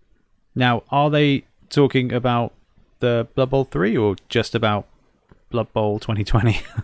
Blood Bowl 2020, sorry. So yeah, we know they're coming back, which means they were never really gone. So they were partitioned from the base game, and they'll be sold to us later on in a Orc and Goblin spike. Yeah, I don't trust them to bring the same ones back though. I wouldn't be surprised if we didn't see what they did with the Lizardmen team in the last Blood Bowl, which was... Haven't we seen art for Fungus already? Yes. Yeah, we have seen art for Fungus. Where's he gone? I've lost my face because I was mucking around with Blood Bowl 3 and closed the wrong window. So I'll put that back up in a second because I was getting all excited about putting Ripper on the page. Where's a picture? That's a picture. Let's do some stuff and bring Ripper on. Here we go. The mightiest of all the trolls in the center of the pitch is Woody Harrelson himself. I don't know. I guess it's kind of cool. I guess it is kind of cool. I quite like him. He's got the old hammer, big troll nose and stuff like that. And the helmet, yeah, it's a bit of a callback to his old form, isn't it? With that new twist on it. And I can see why. He's not. I don't know. He's not super troll-like. I guess it's his face, isn't it? He's got a very human face, as far as the troll goes. But I think that's intentional, isn't it? So adds character, I guess. Yeah, I don't mind him. I think he looks alright. Yeah, it's fine, and it's gonna be cool to get him back in the game. In fact, our top 5 Friday next week is top 5 missing stars, so I imagine Ripper's going to feature very, very much up there because he's a fan favorite. Hopefully he comes back before Bonehead Bowl. Oh man, that would be impressive for Games Workshop to get that out in two weeks. 1, 2, 3. Anyway, Sam, I think that is a beautiful segue. We'll take a very quick back, and we'll be back to talk about Bonehead Bowl and probably the Isle of Wight tournament too. So we'll be back in 2 seconds.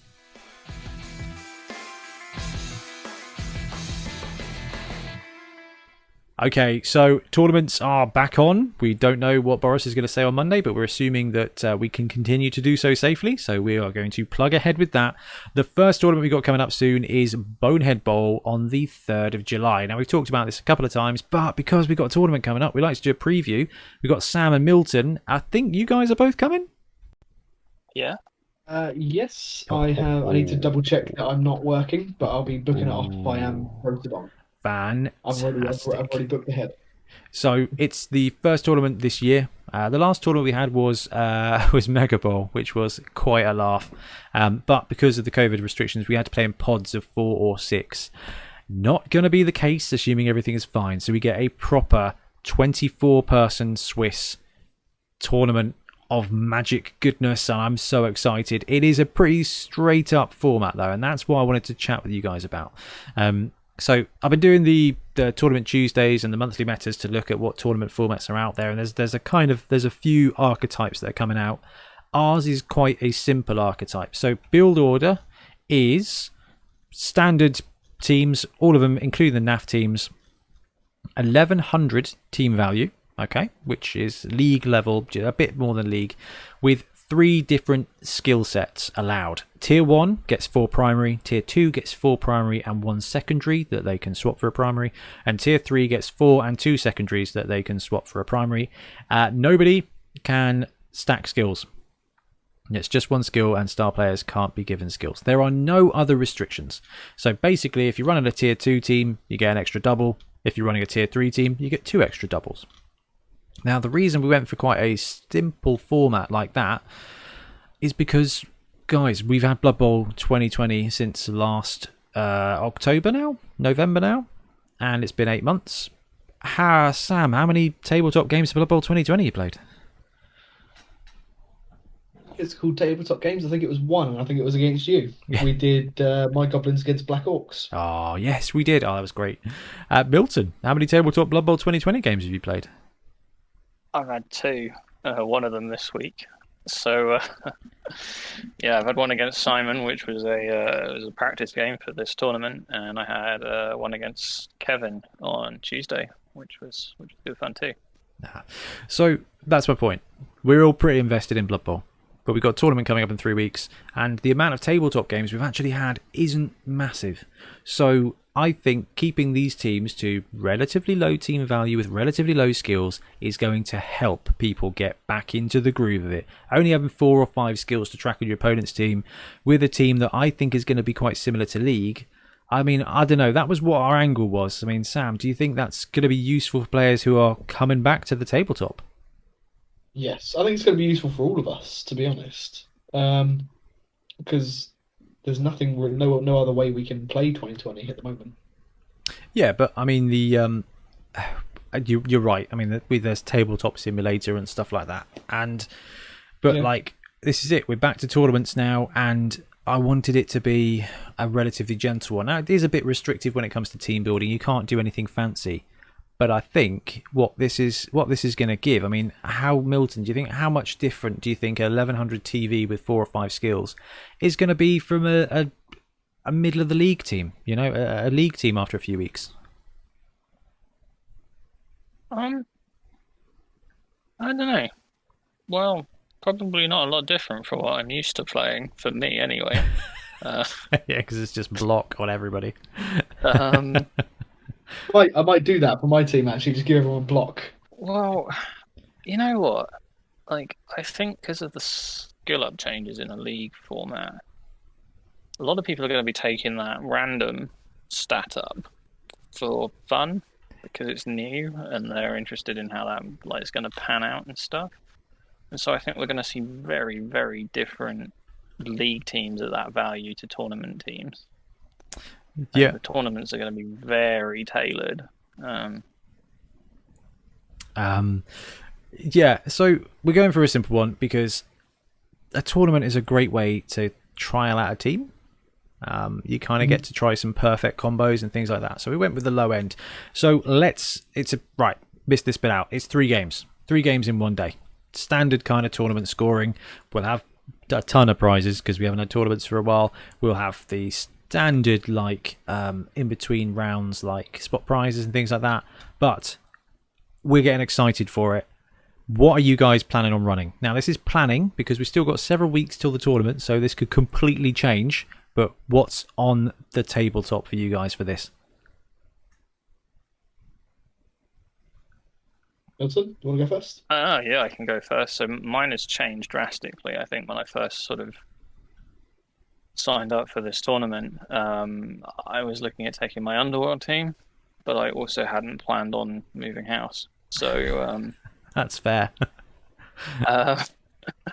That has changed my outlook on it. I've got the team list up here. Lay it on us, man. What I think's quite a neat little Underworlds team. It's I think it was on your suggestion actually on one of your videos, which is the Rat Ogre, Gutter Runner, Blitzer, Thrower, 3 Clan Rats, 3 Goblins, 2 Snotlings, and Hack Phlegm. Yeah. And it's the Hack Phlegm that sells it, really. Now, they're a tier 2 team, and so I was looking at sort of giving they get a 1 double and 4 normals. So I was looking at giving the Rat Ogre block just to shore up his position. The Gutter Runner block to make him blodging. Blodging Gutter Runners, as we all know, are quite nasty pieces of work. 2 heads on the Blitzer, extra arms on the threat, and a kick on one of the Clan Rats, the lineman. And yeah, I think you sort of get like a bit of a mini Hack Phlegm out of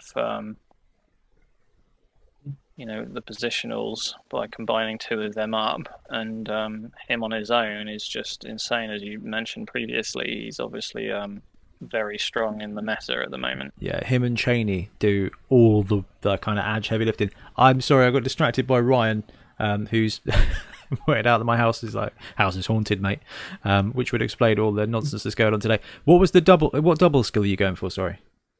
So that was the block on the Rat Ogre. Block on the Roger. Yeah, you can't fault that. I like the 2 heads on the Blitzer. Basically, being edge 2+ for the dodge is it's pretty. It's a bit of a mini Hack Phlegm.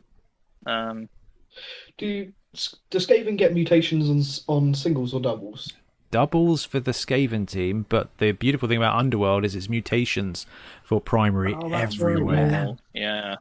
Have you considered claws on your Rat Ogre? I know it doesn't stack with Mighty Blow like it used to, but You know what? It's definitely a consideration. Are you trying to convince Milton not to take block when he can take block? Yeah, who am I kidding, Sam? I'm just going to ignore you and take block on everything. Why don't you play dwarves? I don't understand. Oh. Yeah, why not? Then you don't have to give them block, you can give them dodge instead. That's the difference between a so I can Sultai. make less friends.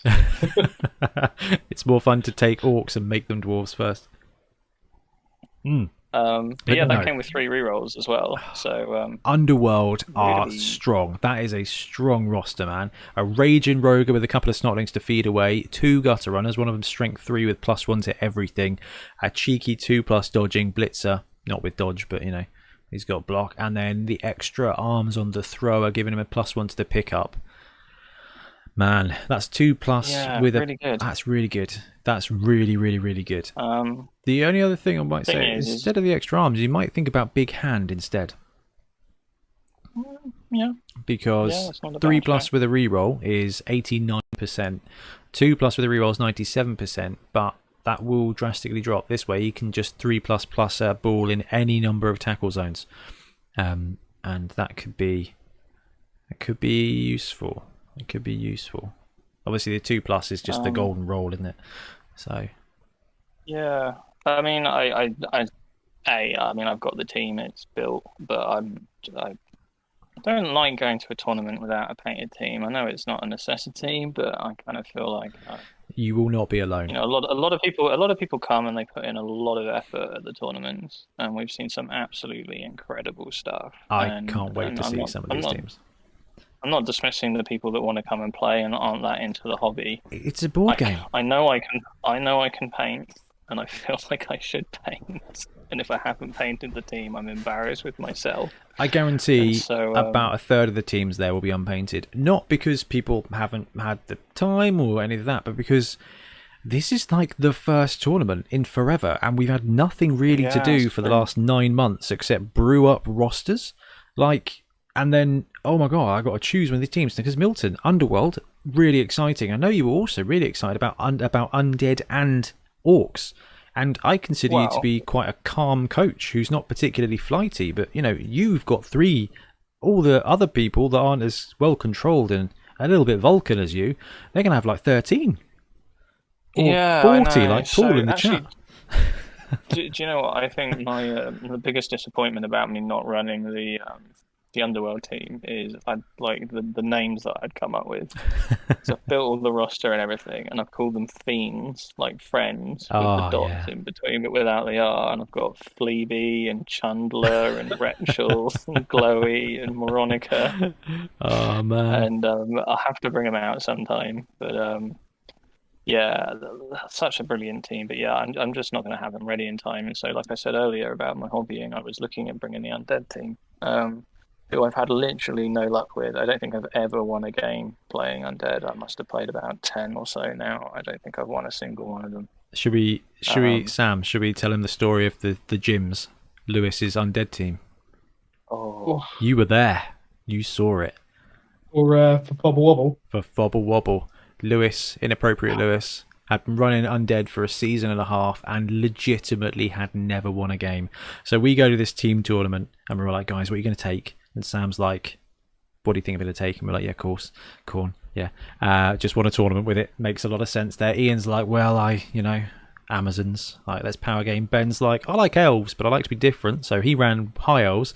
And Lewis, we're thinking, right, cool. Lewis just won the last season with lizards. Like, this is great, strong player. He's like, yeah, I don't know. I think I'm going to take Undead. And we're like, oh, really? And he's like, yeah, I've never won a game with them yet. So I thought it might be good. And we're all like, oh, God, like, thanks. Like, this is wicked. And, so rocked up to this tournament, having never won a game with Undead. And 3-0s the day, wins the tournament, wins the team tournament. Absolutely awesome. So, Milton, don't let that hold you back. If Inappropriate Lewis can do it. Fob Wobble was great. Yeah, I mean, again, Undead classically strong tiered team. The passing game has changed a little bit for them, but I don't think it's really held them back much. Again, if you want suggestions on their teams, check out Ben's videos about them, because I was looking at just like it's such a solid lineup. You get everything on the roster in that pack, and then you can pick and choose your skills to suit your play style, because it's a very varied team. You've got your ghouls, which are your high edge, high movement, but fragile. You've got your mummies, which do your heavy lifting. You've got those the whites, those blitzers, really solid. Of course, you've got your choice of your skeletons or your zombies. How much is Cheney I think, as well? I don't know how much he is. Because he's not massively expensive. I think he's like 220 or something. Because it's not too bad. Undead get everything you want for $1 million, so you've got that cash to play with. Where's my Spike 12 PDF? There we go. Yeah, no, I love it. I mean, they're all really solid choices, and you're going with your. Yeah, I've come back down to my orcs. So for those who have played against me, you've probably played against my orcs, or you've seen me playing my orcs. I like my orcs. They're my comfort zone. Actually, one of the big reasons for playing them is we are moving into a new rule set, and I want one less confusion. I know how the orcs play. Yeah, there's a bit of a change with them, but not too much, and so. I can focus on making sure I get the new rule set right, rather than worrying about a whole underworld team full of all sorts of skills that I've never really used properly. And kind of just focus down and enjoy the tournament that way. I am taking a slightly more interesting orc build though. I think you recommended a standard build with the troll, but what I've done is I've swapped the troll out for helmet wolf. I think you've had a test game of this, and I've had a test game against Simon. So me and Simon, who's also attending, he's quite a veteran Blood Bowl player, a really nice guy, and amazing player. He brought his Dark Elves, and I brought my Orcs as a sort of a test game for 2020, and coming into the tournament and everything, we brought our tournament rosters. And Helmet did some damage, really put him on the there you go. the turn there. We said earlier, man, star players, they're better in this edition. Tyler jumped in the chat, saved me out at 220 for Wilhelm as well. So okay, not bad. Bit tricky to sneak into a 1100 build. You kind of have to drop a mummy to take him, but you get that big old strength flipping. What is it? Strength 4, movement 8. Strength 4, movement 8. Claws frenzy guy. So and wrestle as well. So I think that's affordable too. But anyway, helmet on your orcs. We've discussed 3 teams so far, and we've talked about 3-star players. We've talked about Hackflem, we've talked about Wilhelm, we've talked about Helmet. It's obvious how much that sort of jump has changed from all the tournaments we were playing before in 2016, where you'd get a few star players, you'd see some people take Griff or someone. Griff and Roxanna. You wouldn't necessarily. You'd see a lot more focus on the team than the stars, and actually, I really like the stars coming into play. For a resurrection, I have altered my list a little bit. Since playing Simon. That's good. I dropped 2 Black Orcs, taken 4 Goblins instead. No, I've swapped one of the linemen out for a thrower. Oh, I approve. Although it's difficult, that armor reduction on the line, but if you're going to go heavy, with the Black Orcs, that sure hands is key. This is very uncharacteristic of me, because how well my throwers have gone in the past. Yeah, they all die. They don't die. They all suffer brain injury. Or one guy had 2 brain injuries and didn't get the Ripper treatment with a wizard and become a super genius. He just became your sure hands caddy. Green puddle on the field. You kept trying to get him killed every game. That's true. That's true. Milton, the thrower that you've just picked up in exchange for a linesman, is it your first thrower? Yeah, I don't have another one. Oh wow. I almost never run throwers with orcs. I really don't get on with them, and I think that's quite a standard thing for orc players. It is common. If you go and read up, the thrower is an unpopular choice, and actually, there's a lot to suggest that he's even worse in 2020. But in a tournament setting and in that kind of environment, not having like the failure rate on picking the ball up Is for like the massive. orcs is huge, and having that sure hands is going to make the difference. And yeah, he's a bit more vulnerable, but in order to score, I need to have the ball, and what I don't want to do is sit there and keep dropping it every time I want to try and pick it up, because it's a turnover and it's a complete mess. So, are you going to put leader on him? No, Right, because guys, all four of my skills are going on block. Sorry, I have to pause just for 1 second. Sorry, guys, had to take a quick break to slay what was, to be fair, a strength 4 spider. It's summertime, so the windows are open. Therefore, we are being invaded full on at the moment. And he was a chunky boy. I hate killing him, but this guy, if I'd picked him up, he would have picked me up. So that's a Kaz there. That's 2 SPP. If I was an orc thrower, I'd be 2 points closer to getting leader. Not block. That's too easy. Yeah, so Sam was just asking me whether or not I would I'd take leader on the thrower. Now, I just personally, I'm not a big fan of the throwers, and as you well know, I'm going to be taking all four of my skills as block on the big uns. There's nothing wrong with that. There's kind of two paths. Like, if you take the thrower to be your sure hands caddy in a resi tournament, it makes sense. If you take him in a league setting or in a low TV resi tournament, you can farm your cash into the team and use your thrower to get a cheap reroll. So 20k reroll instead of a 60k reroll gives you 40k more to turn a Black Orc into a troll. You can kind of play with your cash. Otherwise, I think what a lot of tourney teams might do is just put sure hands on a blitzer, and forget about the Black Orc. Use the lineman on the line. Use your Black Orcs as your linebackers, and then your blitzers. One of them becomes your thrower. Yeah, I mean, there's a lot of options, isn't there? I mean, I kind of always play it safe, and actually. Do you know what, my biggest excuse for taking block on all the big uns is it's one less thing to think about. Like, I know that like all my blitzers, all my big uns have block, and then all of my attention and all of my focus is about like my positioning and my ball game and all of that stuff, which orcs aren't particularly great at. Oh, they're all right. Worst case scenario is cheeky edge 4+. They can do it.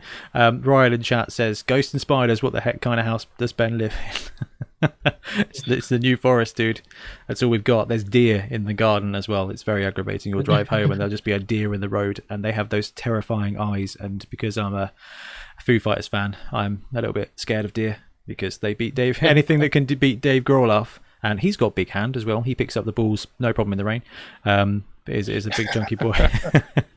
So orcs, really solid. Sam. What team are you brewing up for the tourney? So, there was no question about what team I was taking, and it might surprise people to know that it's not going to be Khorne. Yeah. I'm taking my Goblin team. Now, I bought my very first third-party miniatures were from Willy Miniatures, and it was their Metal Goblin team. And I never had a chance to play them or a reason to play them. The tournament comes up, and I'm like, right, I'm up for this. So I've spent ages painting them all. I've still got to finish both the trolls. But they shouldn't take me too long. But yeah, it's never really been a question about what I'm taking. The question is how to build the team, really.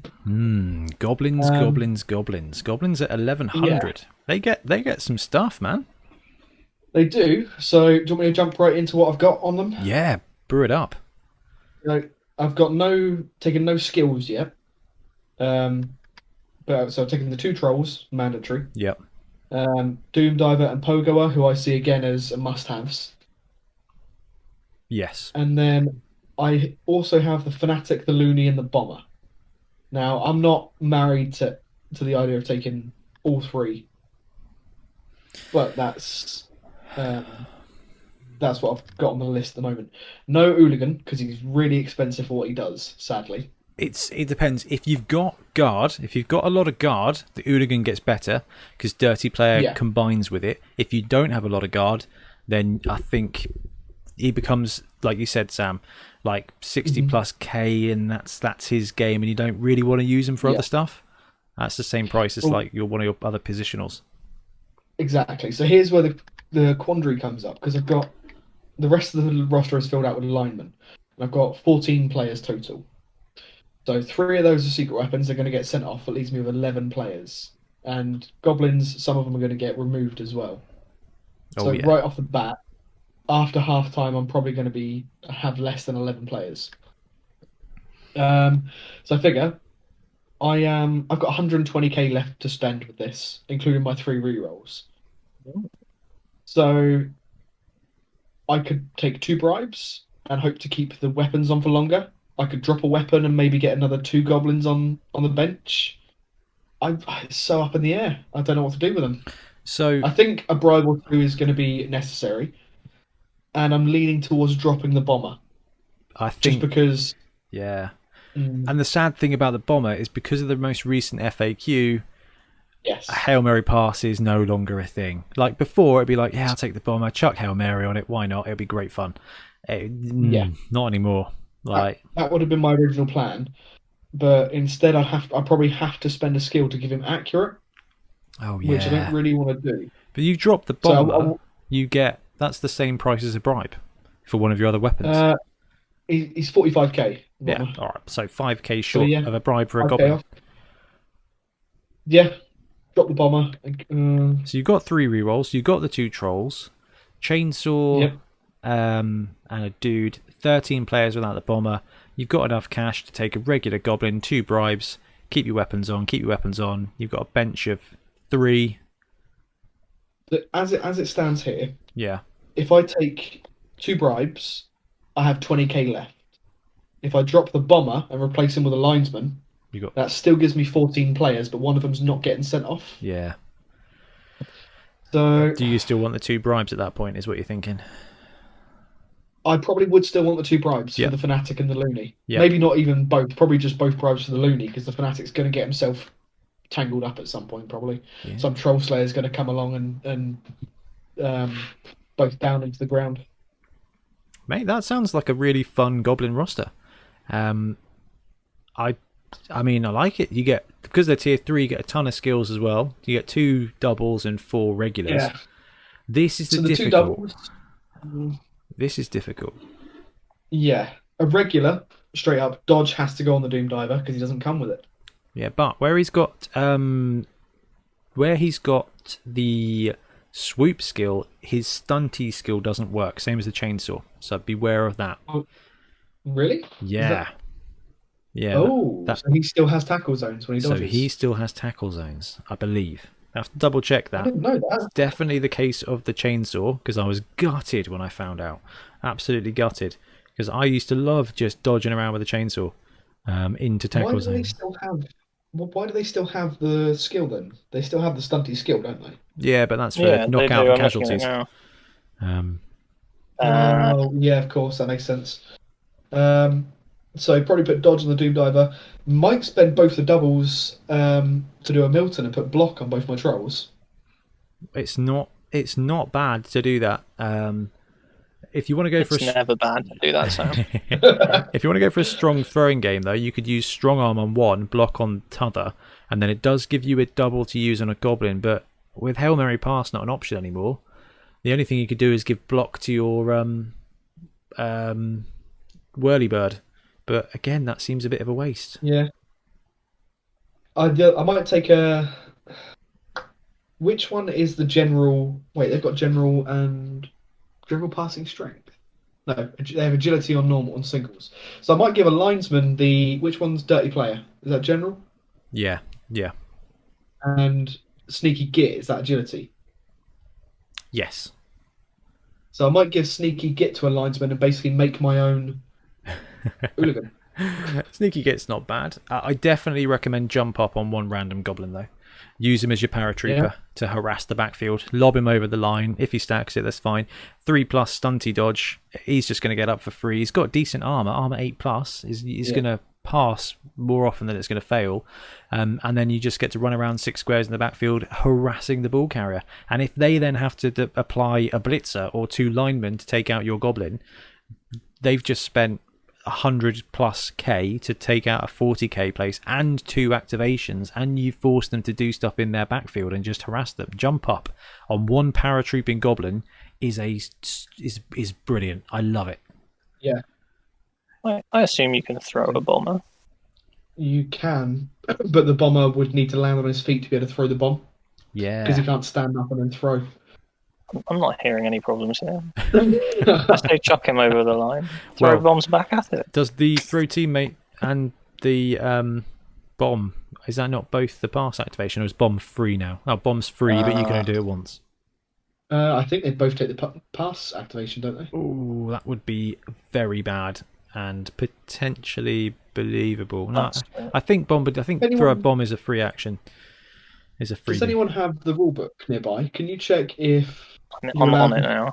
Are you allowed to, so under Bombardier, does it have to be a pass, or can you hand off the bomb? It has to be a pass. Okay. Yeah, I like that though. That's that would be fun, wouldn't it? I do. Just throw him into a cave, get him to stand up, and get him to hand the bomb off to a dwarf blocker. Someone asked that with the Fumblerooski skill, where if you stack it in the ground, you get to choose where the ball goes. They were like, "Does this work for Bombardier?" Because that would be a sweet combo, and it would have been a sweet combo. But not so much. No, goblins are looking great. Tier 3 teams are just so much fun. I'm impressed you've not gone the star player route. But everything that I need is too expensive, so I need my bribes, I need my trolls, I need my secret weapons. Before I know it, I've only got 30k cash left. I did a goblin build for a tournament. Which one was it? It was. I would happily World's Edge Mountain. I'd happily drop one of the trolls and something else, maybe another goblin for Ripper, but sadly not allowed. So. I've got a roster here for a tournament, World's Edge Mountain Bash that came up on Tournament Tuesday. It's 1150, Hack Flem, 2 trolls, Pogo Diver, Loony Fanatic, Hooligan, 5 goblins, 3 rerolls and a bribe. Drop the Hooligan, that takes you to 1100. You got 2 trolls, Pogo Diver. It's basically very similar to yours actually, just with Hack Flem instead of the extra bench and an extra bribe. I've got 3 rerolls as it is, so I could drop to 2, but I like having the safety. Nah, especially on the Goblin good. team. Yeah, well, the Goblin team have got no sure hands, no catch, nothing like that. I feel like I need them. That's going to be an absolutely great roster. I like that. Now, when you're looking at these teams, Tier 1 having only 4 skills is quite limited. It means you can't get super creative. So I've got to take a team in reserve, so does Bloodtithe Ben, because if we have a player last minute drop out, we can step in and keep the numbers flat. And I mean, I'm going to be right. I will take the nobility team, I think, because I've absolutely loved playing them. And it will be the ogre build. And I don't think you can get enough bodyguards in there. In fact, I think I covered this on the actual Bonehead Bowl one. Where is my list? Because they're tier 2, so you do get an extra skill, which is nice. Nobility, hey, I did. Huzzah. What did I go with? Ogre, 2 blitzers, 3 bodyguards, 2 throwers, 4 linemen, 2 rerolls, assistant coach, block on the ogre, that's the double gone, 2 blitzers with dodge, guard on one of the bodyguards, and leader for the 3rd reroll. That's 1, 2, 3, 4, 5, 6, 7, 8, 9, 10, 11, 12 players, including an ogre, with 3 rerolls, 2 blodgers, a guard, and a block and ogre. I think that's fine. Yeah, pretty reasonable. I think we're going to see a lot of block big guys. I think that's probably just a good way to warm up for when BB3 lands and we can get those SPPs being farmed, I think. I might take Brawler on them then, just to... No. I think the tiering system's quite interesting. I think you get a lot of surprising Tier 2 teams that, with that extra skill, the access to the double, it pushes them up. You know, it is a really good balancer. I mean, the obvious thing is a chaos team with a blocking Minotaur. That's a 1100 flat is a chaos team with 11 players, I think, including a Minotaur, 4 chaos warriors, 4 blocking chaos warriors, and a Minotaur with block and 3 rerolls. Like that's just Wow. like that's gonna do some stuff. So I've got a Chaos team in a box somewhere. I have all the Minotaurs if you want to borrow one, or like many. I've got one. I got the new Slangors as I was using as Oh, one. of course, yeah. Now, it's tough when it comes to the amount of skills, and I think like I want to get your guys' opinion on this one before we move on to I think what Milton's probably going to bring up. But there's kind of this format which is really old school, like team to X value plus this skill package on top, takes the maths of TV counting out of it. There's the other one which is skill buy, so it would, you know, this tournament would be probably 1200, but you can buy your own skills and level you guys up how you want. Or this one we're seeing that's being really prevalent now is a certain amount of SPP per tier. So normally it's something like 30 for tier 1, 36 for tier 2, 48 for tier 3, and you can spend obviously 12 on a double, or 6, then another 8 on your first and second level ups. And I think that's quite good too, but it does include a little bit more maths. What are your guys' thoughts on those different formats? Yeah, I actually really like that SPP spending, and I appreciate you're right. There's a little bit more involved in sort of arranging, organising, and working that one out. But it gives you, it kind of gives you that extra element to working out the roster. But on the flip side, I quite like the simplicity of it just being, well, for me, block, block, block. But yeah, we're cutting out the divide by 6 level here. Yeah. I don't know. It's going to be different for everyone as well. I think it affects teams in different ways. I think it will affect how people think and approach teams.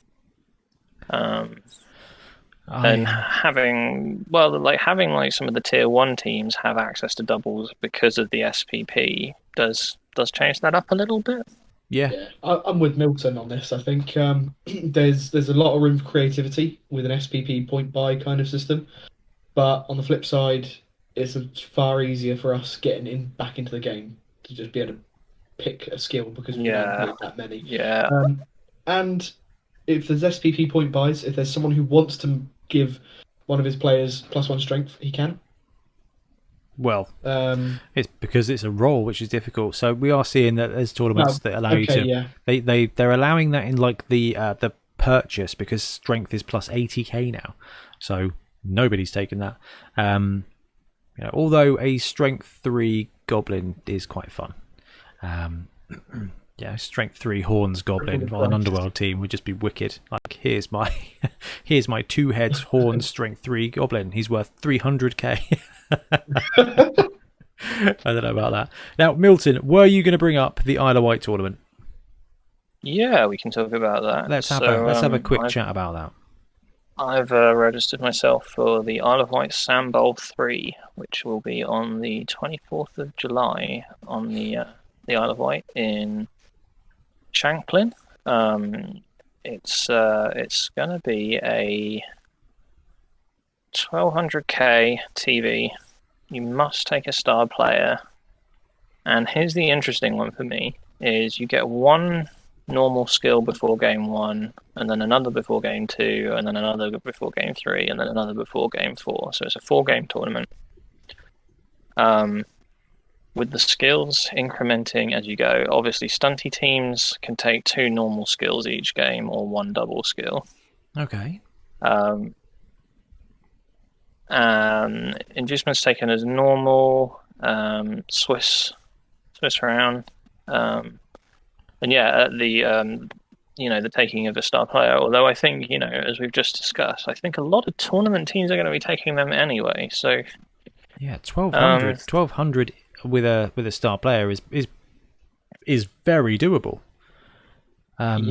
Even like Dark Elves, we were talking in chat earlier. Dark Elves with Glorial. Glorial's 150. That's your 1 million build Dark Elf team and Glorial, and an extra reroll for 1200k. That's so the star player is included in your 11 players. Wow. So It's not in addition to. So you've got a little bit of extra flex there as well in terms of, you can drop something to get that extra bit of cash for maybe a slightly different star player. It's going to be an interesting one. I'm really excited for it. I will be going to this. I will be going to this. You're coming, are you? Brilliant. I've got the time booked off. Tiff's are very aware I'm going to be disappearing. Okay, well, I'll say it now. If anyone else wants to come, I believe there's still tickets available. You can go and find that on Facebook. It's being run by a really nice guy called Rob. Yeah. What was the date again, Milton? Sorry? What was the date again? It's the 24th of July, so 3 weeks just after over a Bonehead month Bowl. away. Yeah. I'll need to check to see if I'm about. But if I'm about, I'll be up for it. Dude, Yeah, if you're the up for it, venue let's looks go for a good. convoy. Let's invade the island. Yeah. Get the wobble shirts out. So yeah, and this is why I was talking about getting the skill rings, because I'm going to need them for that escalation of the skills to know which. I assume you have to they're pre-plan gonna them. Give them blocked to. I assume you have to pre-plan them. Yeah. I mean, I assume so. But I think, do you know what? I've thought about it, and I think what I'm going to do is I'm going to carry my Bonehead Bowl roster up into it, change it up a little bit because I've got that extra 100k to play with. Maybe grab myself another reroll. I think I'd. Yeah, did I make a roster for it? Dude, if you can fit 1200 in, I mean, you can get the troll in there. I know the troll is subpar, but strength 5. Yeah, mighty blow. I can. I haven't quite played with a list yet, so it'll be interesting to see what I can come up with. Oh, but I'm tempted to take my Helmet Wolf Star again. Yeah, I mean, he's like the chainsaw. He's great. The cheapest star player now, I think. So yeah, I think that's and what he's we're going to see. for all teams, isn't he? Yeah. How much is Helmet? Yeah. How much is he? 140. 140. Yeah. I think he might be the cheapest star player. Gloriel's 150. Willow's 150. And he's all teams, this Helmet, isn't he? Yeah. Yeah. Yeah, he's cool to go. I do like the forcing a player to use forcing teams to use star players. I think it's a cool way to get them on the pitch, and kind of giving them that extra bit of cash to do it with is pretty useful. Scroll. How much is Scroll? 150. You know what, Ben? Yeah. I've just made a quick roster, and you're right. Troll. If I swap the thrower out for another lineman, I can take the troll with my Bonehead roster, and it puts me at 1195. Yeah, man. You're just getting free roll to troll on top of your Bonehead Bowl roster. That's basically that's not bad, man. That's not bad at all. I think this could be a Griff, Cheney, and Hackflem showdown. It could be. I'm going to contemplate an ogre roster for this, because if I can get all 6 ogres and Grack and Crumbleberry, I'm just going to have a great day. That's brutal. Or Snotlings with Grack and Hackflem. And a wizard. I imagine wizards aren't allowed, but just because Snotling is a bargain, absolute bargain basement value. Oh, it's so exciting to be building these rosters, man. This is dangerous. I know, like the second I saw the tournament come up on like the feed, I was like, nope, I'm going to that. That sounds awesome. Absolutely. I need to drop a message to book up the ticket. If I can go, I think I'll do the same thing as Milton. I think I'll take the goblins and just upgrade them for 100k and see what I can get. Yeah. And you know what? Goblins. Something Rich has been doing is he's been doing narrative for his team, and I'd quite like to do that with the tournaments for my orcs. Yes. So I might consider that. Scroll, run below. Who can goblins take that's useful? You know what, dude, you might be able to do? How much is a troll? Trolls are 115, aren't they? Yeah. So you get an extra 100. It might be worth upping the troll to Grack and Crumbleberry. How much is Grack and Crumbleberry? 250. So you'd have to find an extra 30k, but you get throw teammate and kick teammate in one go. He's got loner 4+, which is not the same, but it comes with a free Edge 3+, sure hands piece. He's not Bonehead, is he? Yeah, he is Bonehead. Oh, Grack is Bonehead. Yeah. He's not always hungry. No, it's just straight 2+, do stuff. to be honest, I could drop a troll and a goblin and replace them with Grack and Crumbleberry, and You got basically the same build. You're just leveling it up. Yeah, might be it'd cool. Like it'd be just giving a goblin sure hands for free, and then upgrading the troll so that he's not really stupid, not always hungry. Basically, he loses projectile vomit, but I can't see myself using that ever. No, and you actually save a skill there as well. Although you won't get skills, so your first skill could be block on one guy. I don't know, just an idea. I mean, obviously the right thing to do is take Hackflem. If I do this, I then need to buy Grack and Crumbleberry and paint them, which is the other problem. This is why I don't play stars, because I don't have stars. Are your trolls identical? No, I'm using the Willy ones, so they're two different trolls. One of those trolls, proxy one. One of those trolls gets a red ring or gets a gold ring around its base, and that is Grack. True. Job done. Anyway, there's a load of cool stuff. So, guys, let us know what tournaments you're coming up to. Bonehead Bowl is completely sold out. We're going to try and sneak a tournament in later this year at Entoyment if we can. It depends. The gaming scene is just going booming at the moment, which is awesome. Like, it's great to see. Maybe on Monday, the country will say it's fine not to social distance anymore, and we can go up from 24 to 36 seats or something like that. If we can, then I imagine we'll get a bunch of people who are looking to come along. So if that is the case, we'll be putting that straight up, because more Blood Bowl is more better. But if you are itching to come to a Bonehead tournament, we've got 2 in one weekend in February, which is the Beachhead Bowl, where there's 11s on the Saturday, 7s on the Sunday, and it's kind of interlinked. We're all going to go out for dinner and drinks on the Saturday night in Bournemouth, and it's going to be a awesome celebration of Blood Bowl. So tickets are available on the Entoyment website, and it happens to be a Wicked Games convention as well. So it's just something I cannot wait for. It's just going to be so much fun. So if you're coming down, please come down for that. If not, keep an eye out for Bonehead Bowl tickets if we are allowed to up the numbers. But who knows? Who knows anymore? But guys, I think we should probably wrap this one up now, so that not Sam. Sam has to stay awake for about another 12 hours.